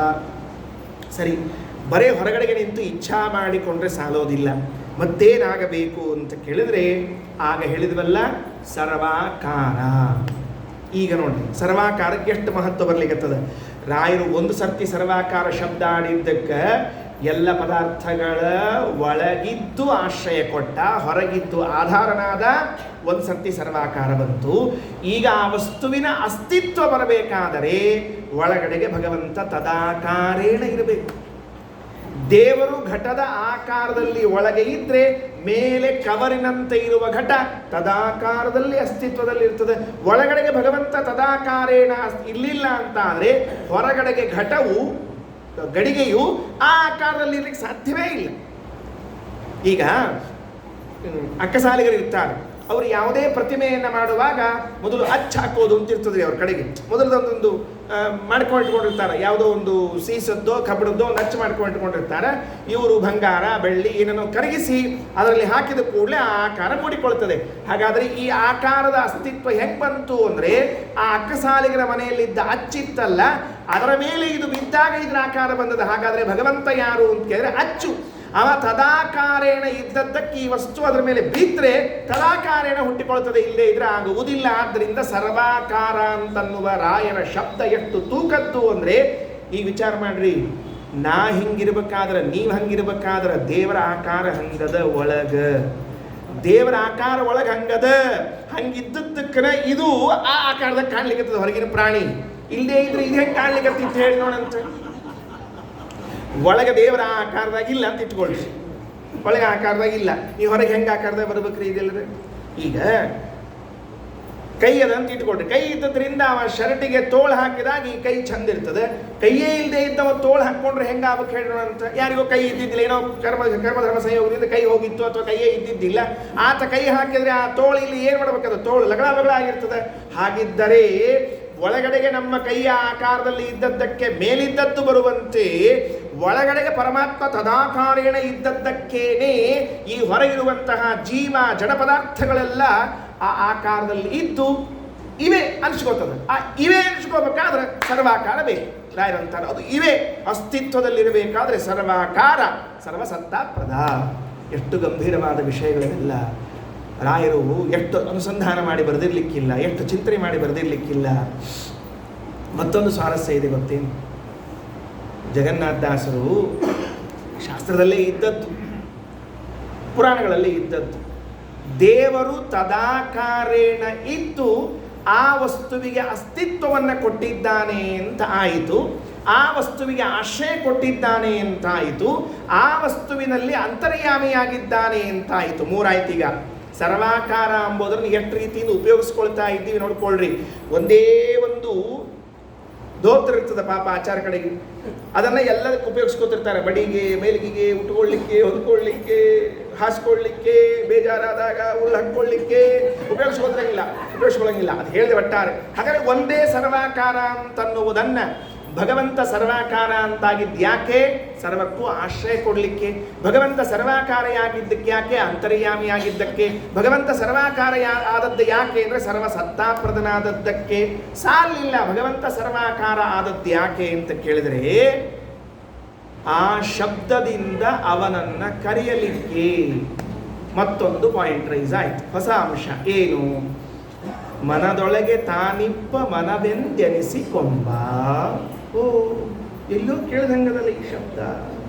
ಮೊನ್ನೆ ಪರೀಕ್ಷಾ ಬರೆಯೋ ಕಾಲಕ್ಕೆ ಒಂದು ಮಾರ್ಕ್ಸಿಗೆ ಕೊಟ್ಟಿದ್ದು ಇದನ್ನು, ಅದನ್ನೂ ತಪ್ಪು ಬರೆದು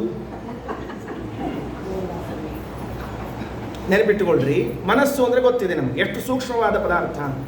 ಮನದೊಳಗೆ ತಾನಿಪ್ಪ ಅಂದರೆ ಮನಸ್ಸಿನ ಆಕಾರದಲ್ಲಿ ಇದ್ದಾನೆ. ಮನಸ್ಸಿಗೂ ಒಂದು ಆಕಾರ ಇರಬೇಕಾಯ್ತು ಈಗ ಮೊದಲು.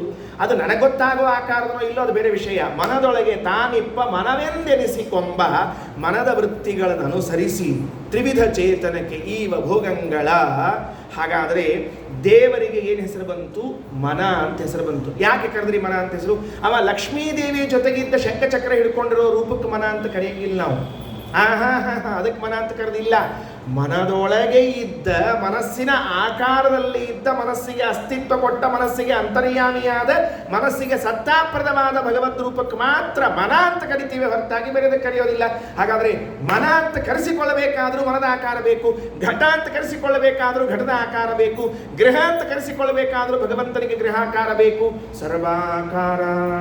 ಎಷ್ಟು ಜವಾಬ್ದಾರಿಗಳಿವೆ ಒಂದು ದೇವರದ್ದು. ಎಲ್ಲ ಶಬ್ದಗಳಿಂದ ಅದನ್ನೇ ಅವನನ್ನೇ ಕರಿಬೇಕಲ್ಲ, ನೀವು ಬೇರೆಯವ್ರನ್ನ ಕರೆಯೋ ಹಂಗಿಲ್ಲ. ಹಾಗಾಗಿ ಸರ್ವಸತ್ತಾಪ್ರದ, ಸರ್ವಶಬ್ದ ವಾಚ್ಯ. ಮುಂದೆ ನೋಡ್ರಿ, ಸರ್ವಸತ್ತಾಪ್ರದನಾದದ್ದರಿಂದಲೇ ಸರ್ವಶಬ್ದ ವಾಚ್ಯನಾದ. ಹೇಳಿ ವಿಷಯ ಮುಗಿಸಿದ್ದೇನೆ. ಈಗ ಸರ್ವಶಬ್ದ ವಾಚ್ಯತ್ವ ಹೆಂಗೆ ಬಂತು ಅಂತ. ಮನಸ್ಸಿನಲ್ಲಿದ್ದಾನೆ, ಮನದ ಆಕಾರದಲ್ಲಿದ್ದಾನೆ, ಮನಸ್ಸು ಅಂತ ಕರೆಸಿಕೊಳ್ತಾನೆ. ಘಟದಲ್ಲಿದ್ದಾನೆ, ಘಟಾಕಾರದಲ್ಲಿದ್ದಾನೆ, ಘಟ ಅಂತ ಕರೆಸಿಕೊಳ್ತಾನೆ. ನೀವು ಯಾವ ಶಬ್ದಗಳನ್ನು ಎಲ್ಲಿ ತೆಗೆದುಕೊಂಡ್ರೂ ಆ ಶಬ್ದ ವಾಚ್ಯನಾಗಿದ್ದಾನೆ ಪರಮಾತ್ಮ. ಇದು ಯಾವ ಕಾರಣಕ್ಕಾಗಿ? ಸರ್ವ ಆಕಾರ ಅಷ್ಟೇ ಅಲ್ಲ, ಸರ್ವದಕ್ಕೂ ಅಸ್ತಿತ್ವ ಕೊಟ್ಟದ್ದಕ್ಕಾಗಿ. ಈಗ ಒಂದೊಂದೇ ಪಾಯಿಂಟ್ಗಳು. ಸರ್ವಸತ್ತಾಪ್ರದನಾದದ್ದರಿಂದ ಸರ್ವಶಬ್ದ ವಾಚ್ಯ, ಸರ್ವಾಕಾರನಾದ್ದರಿಂದ ಸರ್ವಶಬ್ದ ವಾಚ್ಯ. 2. ಸರ್ವದಕ್ಕೂ ಅಸ್ತಿತ್ವ ಕೊಟ್ಟದ್ದಕ್ಕೆ ಯಾಕೆ ಸರ್ವಶಬ್ದ ವಾಚ್ಯನಾಗಬೇಕು ಅಂತ ಕೇಳಿದ್ರೆ ಲೋಕದಲ್ಲಿ ರೂಢಿ ಅದು. ಏನು ಅಂದರೆ ಆಚಾರ್ಯರು ಒಂದು ವಾಕ್ಯವನ್ನು ತಮ್ಮ ಗ್ರಂಥದಲ್ಲಿ ಉದಾಹರಣೆ ಮಾಡ್ತಾರೆ. ಯದಧೀನ ಯಸ್ಯ ಸತ್ತ ತತ್ತದಿತ್ತೇವ ಭಣ್ಯತೆ. ಯಾವ ವಸ್ತುವು ಯಾರ ಅಧೀನವಾಗಿ ಇರುತ್ತದೋ, ಪೂರ್ಣವಾಗಿ ಅಧೀನವಾಗಿರುತ್ತದೋ ಆ ಅಧೀನವಾದ ವಸ್ತುವಿನ ಹೆಸರನ್ನು ಆ ಮಾಲೀಕನಿಗೆ ಕರೆಯಬಹುದು. ಮಾಲೀಕನಿಗೆ ಕರಿಬೇಕು. ಈಗ ಉದಾಹರಣೆಗೆ ಏನು ಅಂದರೆ, ರಾಜ ರಾಷ್ಟ್ರಂ ಅಂತ ಒಂದು ಶಬ್ದ ಇದೆ. ರಾಜ ರಾಷ್ಟ್ರಂ ಅಂದರೆ ಏನು ಗೊತ್ತಾ?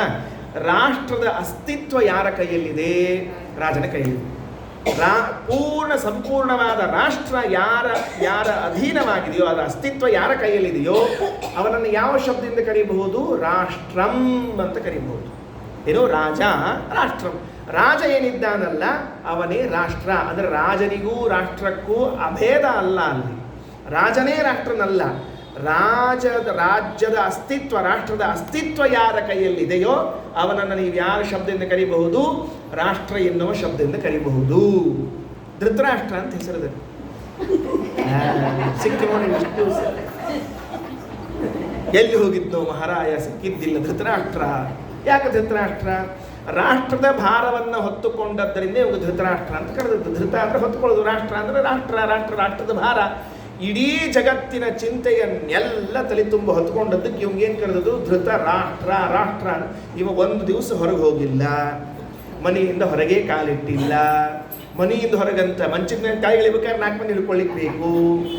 ನೋಡಿರಲಿ ಪಾಪ ಅವ್ನ ಕತಿ ಮಹಾಭಾರತ ನೋಡುತ್ತಿಲ್ಲ. ಅವ್ನ ಕಣ್ಣು ಎಕಡೋ ಮಾಡಿಕೊಂಡು ಮೂಗು ಎಕಡೋ ಮಾಡ್ಕೊಂಡು ಕೂತಿರ್ತಾನವ. ರಾಷ್ಟ್ರ ಅಂತನ್ನುವ ಶಬ್ದಕ್ಕರ್ಥ ಏನು? ರಾಷ್ಟ್ರ, ಸಂಪೂರ್ಣವಾದ ರಾಷ್ಟ್ರದ ಜವಾಬ್ದಾರಿ ಅದು ಯಾರಲ್ಲಿದೆಯೋ ಅವನನ್ನು ರಾಜ ಅಂತ, ರಾಷ್ಟ್ರ ಅಂತ ವ್ಯವಹಾರ ಮಾಡ್ತೇವೆ. ಹಾಗೆ ಭಗವಂತ ವಿಷ್ಣು ಸಹಸ್ರನಾಮದಲ್ಲಿ ವಿಶ್ವಂ ವಿಷ್ಣು ಅಂತ ಕರೀತಾರೆ. ವಿಶ್ವಂ ವಿಷ್ಣು ಅಂತ ಕರೆಯೋದೇನು? ಸಂಪೂರ್ಣವಾದ ಜಗತ್ತು ಇವನ ಅಧೀನವಾದದ್ದರಿಂದ ವಿಶ್ವಂ ವಿಷ್ಣು ಅಂತ ಕರೀತಾರೆ. ಹಾಗೆ ಸರ್ವಸತ್ತಾಪ್ರದನಾದದ್ದರಿಂದ ಭಗವಂತನಿಗೆ ಸರ್ವಶಬ್ದ ವಾಚ್ಯತ್ವ ಬರ್ತಾ ಇದೆ. ಕೊನೆಯ ವಾಕ್ಯ ಇವತ್ತಿಂದು. ಸರ್ವಶಬ್ದ ಪ್ರವೃತ್ತಿ ನಿಮಿತ್ತ ಗುಣ ಸರ್ವಗುಣಾತಿ ಪರಿಪೂರ್ಣತಮ ಭಗವದ್ ದ್ರಷ್ಟೃಣ. ಮತ್ತೇನು? ರಾಯರಂತಾರೆ, ಶ್ರೀಮದಾಚಾರ್ಯರು ಈ ಹಿಂದೆ ಹೇಳಿದ ಭಗವದ್ ರೂಪಗಳನ್ನು ಶ್ರೀಮದಾಚಾರ್ಯರು ಸಾಕ್ಷಾತ್ಕಾರ ಮಾಡಿಕೊಂಡಿದ್ದಾರೆ ಅಂತ ಮಾತ್ರ ತಿಳಿಬೇಡ್ರಿ. ಇನ್ನೂ ಒಂಚೂರದ. ಏನು ಚೂರದ ಅಂದರೆ, ಇನ್ನು ಮುಂದಿನ ಸ್ಟೆಪ್ ಏನದ ಅಂದರೆ, ಸರ್ವಶಬ್ದಗಳಿಗೆ ಪ್ರವೃತ್ತಿ ನಿಮಿತ್ತ ಗುಣಗಳು ಅಂತಿದೆ. ಅಂದರೆ ಒಂದು ಶಬ್ದವನ್ನು ಒಬ್ಬರಲ್ಲಿ ಬಳಸಬೇಕಾಗಿದ್ದರೆ ಆ ಕ್ವಾಲಿಟಿಗಳು ಅಲ್ಲಿ ಇರಬೇಕು. ಇಲ್ಲದೇ ಹೋದರೆ ಆ ಶಬ್ದವನ್ನು ಅಲ್ಲಿ ಬಳಸಬಾರದು. ಈಗ ಯಾರೂ ಸಹಿತೇಕ ನೀರನ್ನು ಹಾಲು ಅಂತ ಕರೆಯುವುದಿಲ್ಲ, ಹಾಲನ್ನು ನೀರು ಅಂತ ಕರೆಯುವುದಿಲ್ಲ. ಯಾಕೆ ಅಂದರೆ ನೀರಿನಲ್ಲಿದ್ದ ಗುಣವು ಹಾಲಿನಲ್ಲಿಲ್ಲ, ಹಾಲಿನಲ್ಲಿದ್ದ ಗುಣವು ನೀರಿನಲ್ಲಿ ಇಲ್ಲ. ಹೋಗಿ ಹೋಗಿ ಯಾರಾದರೂ ಗಡಿಬಿಡಿಯಲ್ಲಿ ವಿಷವನ್ನು ಅಮೃತ ಅಂತ ಕರೀತಾರೆ. ಯಾಕೆ ಕರಿಬಾರ್ದಾಚಾರ್ಯ? ವಿಷಕ್ಕೂ ಅಮೃತ ಅನ್ರಿ, ಬೇಡ ಅಂದಿಲ್ಲ. ಆದರೆ ಅಮೃತದಲ್ಲಿರುವಂತಹ ಗುಣ ವಿಷದಲ್ಲಿರಬೇಕು, ಅಥವಾ ವಿಷದಲ್ಲಿರುವಂತಹ ದೋಷ ಅಮೃತದಲ್ಲಿರಬೇಕು. ಆಗ ಮಾತ್ರ ನೀವೇನು ಕರಿಬಹುದು? ಅಮೃತವನ್ನು ವಿಷ, ವಿಷವನ್ನು ಅಮೃತ ಅಂತ ಕರಿಬಹುದು. ಹಾಗಾದರೆ ಅಮೃತದಲ್ಲಿ ಏನು ಗುಣ ಇದೆ ಅಂತಂದರೆ ಬದುಕಿಸುವ ಗುಣ ಇದೆ. ವಿಷದಲ್ಲಿ ಏನು ದೋಷ ಇದೆ ಅಂದರೆ ಕೊಲ್ಲುವ ದೋಷ ಇದೆ. ಹಾಗಾಗಿ ಆ ಶಬ್ದಗಳನ್ನು ಎಲ್ಲಿ ಕರಿಬೇಕು? ಅಲ್ಲಲ್ಲೇ ಕರಿಬೇಕು. ಈಗ ಭಗವಂತನಲ್ಲಿ ಎಲ್ಲ ಶಬ್ದಗಳನ್ನು ಕರಿಬೇಕಾದ್ರೆ ಆ ಶಬ್ದಗಳು ಬಳಸಲಿಕ್ಕೆ ಬೇಕಾದ ಗುಣಗಳೇನಿವೆಯಲ್ಲ ಅವೆಲ್ಲವೂ ಎಲ್ಲಿರಬೇಕು? ಭಗವಂತನಲ್ಲಿರಬೇಕು. ಒಂದು ದೃಷ್ಟಾಂತ ತಗೋಣಂತ. ತ್ರಿಕೋಣ ಅಂತಿದೆ ನೋಡಿ, ಶಾಲ್ಯಾಗ ಕಲಿಸ್ತಿದ್ರು ನೋಡ್ರಿ. ತ್ರಿಕೋಣ ಅಂತ ಕಲಿಸ್ತಿರ್ಲಿಲ್ಲ. ಅಯ್ಯಯ್ಯ ಪಾಪ, ಕಲಿಸಿದ ಮಾಸ್ತರಿಗೆ ತ್ರಿಕೋಣ ಹಾಕಿ ಬಂದವರು ನಾವೆಲ್ಲ. ಮಾಸ್ತರು ತ್ರಿಕೋಣ ಅಂತ ಕಲಿಸಿದ್ರು ಅವ್ರು ಕೋಣೆಯಾಗ ಹಾಕಿ ಬಾಗಿಲ ಹಾಕಿ ಬಂದ್ಬಿಟ್ವಿ ನಾವೆಲ್ಲ. ತ್ರಿಕೋಣ ಅಂದರೆ ಏನು? ಎಷ್ಟು ಚಂದ ಶಬ್ದ ಇದು. ತ್ರಿಕೋಣ ಅಂದರೆ 3 ಸಮಾನವಾದ ಕೋಣಗಳು ಉಳ್ಳದ್ದು. ಟ್ರ್ಯಾಂಗಲ್. ಹೌದಾ ಇಲ್ಲ? ನೀವು ಕಲಿಸ್ಬೇಕಾದ್ರೆ ಹೆಂಗೆ ಕಲಿಸ್ತಿರ್ತೀರಿ? ಎಡಮೈ ಬಲಮೈ ಕೆಳಮೈಗಳೆಲ್ಲವೂ ಸಮಾನವಾಗಿ ಇದ್ದದ್ದಾದರೆ ಅದನ್ನು ತ್ರಿಕೋಣ ಅಂತ ಕರಿತೀರೋ ಇಲ್ಲೋ? ಹಾಗಾದರೆ ಆ ತ್ರಿಕೋಣ ಎಂಬ ಶಬ್ದವನ್ನು ಅದಕ್ಕೆ ಯಾಕೆ ಬಳಸಿದ್ವಿ ಹಿಂಗೆ ಬರೆದ ಚಿತ್ರಕ್ಕೆ ಅಂದರೆ 3 ಕೋಣಗಳು ಇದ್ದದ್ದಕ್ಕಾಗಿ ತ್ರಿಕೋಣ ಅಂತ ಬಳಸುವುದಾದರೆ ಆ 3 ಕೋಣಗಳು ತ್ರಿಕೋಣ ಶಬ್ದದ ಪ್ರವೃತ್ತಿಗೆ, ಉಚ್ಚಾರಣೆ ಮಾಡಲಿಕ್ಕೆ ಕಾರಣ ಆಯ್ತಾಗಲ್ರದು. ಈಗ ಪಾಚಕ ಅಂತ ಶಬ್ದ ಇದೆ. ಪಾಚಕ ಅಂತ ಶಬ್ದ ಅರ್ಥ ಏನು? ಬೇಯಿಸುವನು ಅಂತ ಅರ್ಥ. ಪಾಚಕ ಅನ್ನೋ ಶಬ್ದವನ್ನು ಯಾರಿಗೆ ಬಳಸ್ತೀವಿ? ಅಡಿಗೆ ಮಾಡೋಂಗೆ ಬಳಸ್ತೀವಿ. ಯಾಕೆ ಬಳಸ್ತೀವಿ ಅಂದರೆ ಆ ಪದಾರ್ಥಗಳನ್ನು ಬೇಯಿಸುವ ಕ್ರಿಯೆ ಅವನಲ್ಲಿದೆ. ಒಲಿ ಮೇಲೆ ಇಡ್ತಾನೆ, ನೀರು ಹಾಕ್ತಾನೆ, ಬೆಂಕಿ ಹಚ್ತಾನೆ. ಹಾಗಾದರೆ ಪಾಚಕ ಅಂತನ್ನುವುದನ್ನು ಅವನಿಗೆ ಮಾತ್ರ ಕರಿತೀವಿ, ಉಳಿದವನಿಗೆ ಕರೆಯೋದಿಲ್ಲ. ಯಾಕೆ ಅಂತಂದರೆ ಆ ಕ್ರಿಯೆ ಅವನಲ್ಲಿ ಇಲ್ಲ. ಯಾರಲ್ಲಿ ಯಾವ ಕ್ರಿಯೆ ಇದೆಯೋ ಅವನಿಗೆ ಆ ಶಬ್ದದಿಂದ ಕರಿತೀವಿ. ಯಾರಲ್ಲಿ ಯಾವ ಗುಣ ಇದೆಯೋ ಆ ಗುಣದಿಂದ ಆ ವ್ಯಕ್ತಿಯನ್ನು ಕರಿತೇವೆ. ಹಾಗಾದರೆ ಭಗವಂತ ಸರ್ವಶಬ್ದವಾಚ್ಯನಾಗಬೇಕಾಗಿದ್ದರೆ ಸರ್ವ ಪದಾರ್ಥಗಳಲ್ಲಿರುವಂತಹ ಗುಣಗಳು ಅವನಲ್ಲಿ ಇರಬೇಕು. ಇದು ಶಾಸ್ತ್ರದ ಮಾತು. ಸರ್ವ ಶಬ್ದ ಪ್ರವೃತ್ತಿ ನಿಮಿತ್ತ ಸರ್ವಗುಣ ಅತಿ ಪರಿಪೂರ್ಣ. ಆದ್ದರಿಂದ ನೀವು ಭಗವಂತನನ್ನು ಕರಿಬೇಕಾದಾಗ ಈ ಶಬ್ದದಿಂದ ಕರೆದಿದ್ದೇನೆ, ಆ ಶಬ್ದದಿಂದ ಕರೆದಿದ್ದೇನೆ ಅಂತ ಸಂತೋಷ ಪಡ್ಲಿಕ್ಕೆ ಹೋಗಬೇಡ್ರಿ. ಆಯಾ ಗುಣಗಳು ಆ ಭಗವಂತನಲ್ಲಿ ಇವೆ ಅಂತ ತಿಳಿದುಕೊಳ್ಳ್ರಿ. ಇದು ನಮ್ಮ ಯೋಗ್ಯತಾ. ಮಧ್ವಾಚಾರ್ಯ ಯೋಗ್ಯತಾ ಅಂದರೆ ಆ ಎಲ್ಲ ಗುಣಗಳನ್ನು ಪ್ರತ್ಯಕ್ಷ ಮಾಡಿಕೊಳ್ಳುವಿಕೆ, ಅದವರ ಯೋಗ್ಯತೆ. ಪ್ರತ್ಯಕ್ಷ ಮಾಡಿಕೊಳ್ಳುವಿಕೆ. ಇಂದ್ರ ಅಂತ ಒಂದು ಶಬ್ದ ಇದೆ. ಇಂದ್ರ ಶಬ್ದಕ್ಕೆ ಅರ್ಥ ಏನು ಅಂದರೆ ಭಾರಿ ಐಶ್ವರ್ಯವಂತ ಅಂತ ಅರ್ಥ ಸಂಸ್ಕೃತದಲ್ಲಿ. ಇದಿ ಪರಮೈಶ್ವರ್ಯ ಅಂತ ಹೆಸರದಕ್ಕೆ. ಭಾರಿ ಐಶ್ವರ್ಯ ಇದ್ದದರಿಂದ ಇಂದ್ರ ಅಂತ ಕರೀತಾರೆ. ಹಾಗಾದರೆ ದೇವರಲ್ಲಿ ನೀವು ಇಂದ್ರ ಅಂತ ಶಬ್ದ ಕರೆಯುವುದಾದರೆ ಅವನಲ್ಲಿ ಏನಿರಬೇಕು? ಭಾರಿ ಐಶ್ವರ್ಯ. ಎಷ್ಟು ಐಶ್ವರ್ಯ ಇರಬೇಕು? ನಾವೆಲ್ಲ ಇಲ್ಲೇನೋ ಹಿಂದಕ್ಕೆ ನಮ್ಮ ಕಾಲಕ್ಕೆ ಟಾಟಾ ಬಿರ್ಲಾ ಇದ್ರು, ಈಗ ಅಡಾನಿ ಅಂಬಾನಿ ಬಂದು ಕೂತಾರೆ. ಇನ್ನೊಂದು ಸ್ವಲ್ಪ ದಿವಸದಲ್ಲಿ ಇವರು ಹೋಗ್ತಾರೆ, ಮತ್ತೆ ಯಾರೋ ಬರ್ತಾರೆ. ಸಹಜ, ಚಕ್ರ ತಿರುಗೋ ಹಂಗ. ಇವರ ಸಂಪತ್ತನ್ನ ನೋಡಿ ನಾವು ಅಂದ್ಕೊಂಡಿದ್ದೇವೆ, ಅಬ್ಬೋ ಅಂದ್ಕೊಂಡಿದ್ದೇವೆ ನಾವೆಲ್ಲ. ಇದು ಆ ಭಗವಂತನ ಸಂಪತ್ತಿನ ಅನಂತಾಂಶದಲ್ಲಿನ ಒಂದಂಶಕ್ಕೂ ಸರಿಸಾಟಿಯಲ್ಲದ ಸಂಪತ್ತಿದು. ಇದನ್ನು ನೋಡಿ ಅಂತ ನಾವನ್ನೋದಾದರೆ ಇನ್ನು ಅವನ ಸಂಪತ್ತು ನೋಡಿದ್ರೆ ಗತಿ ಏನಾಗಬೇಡ. ಅದಕ್ಕವನಿಗೆ ಇಂದ್ರ.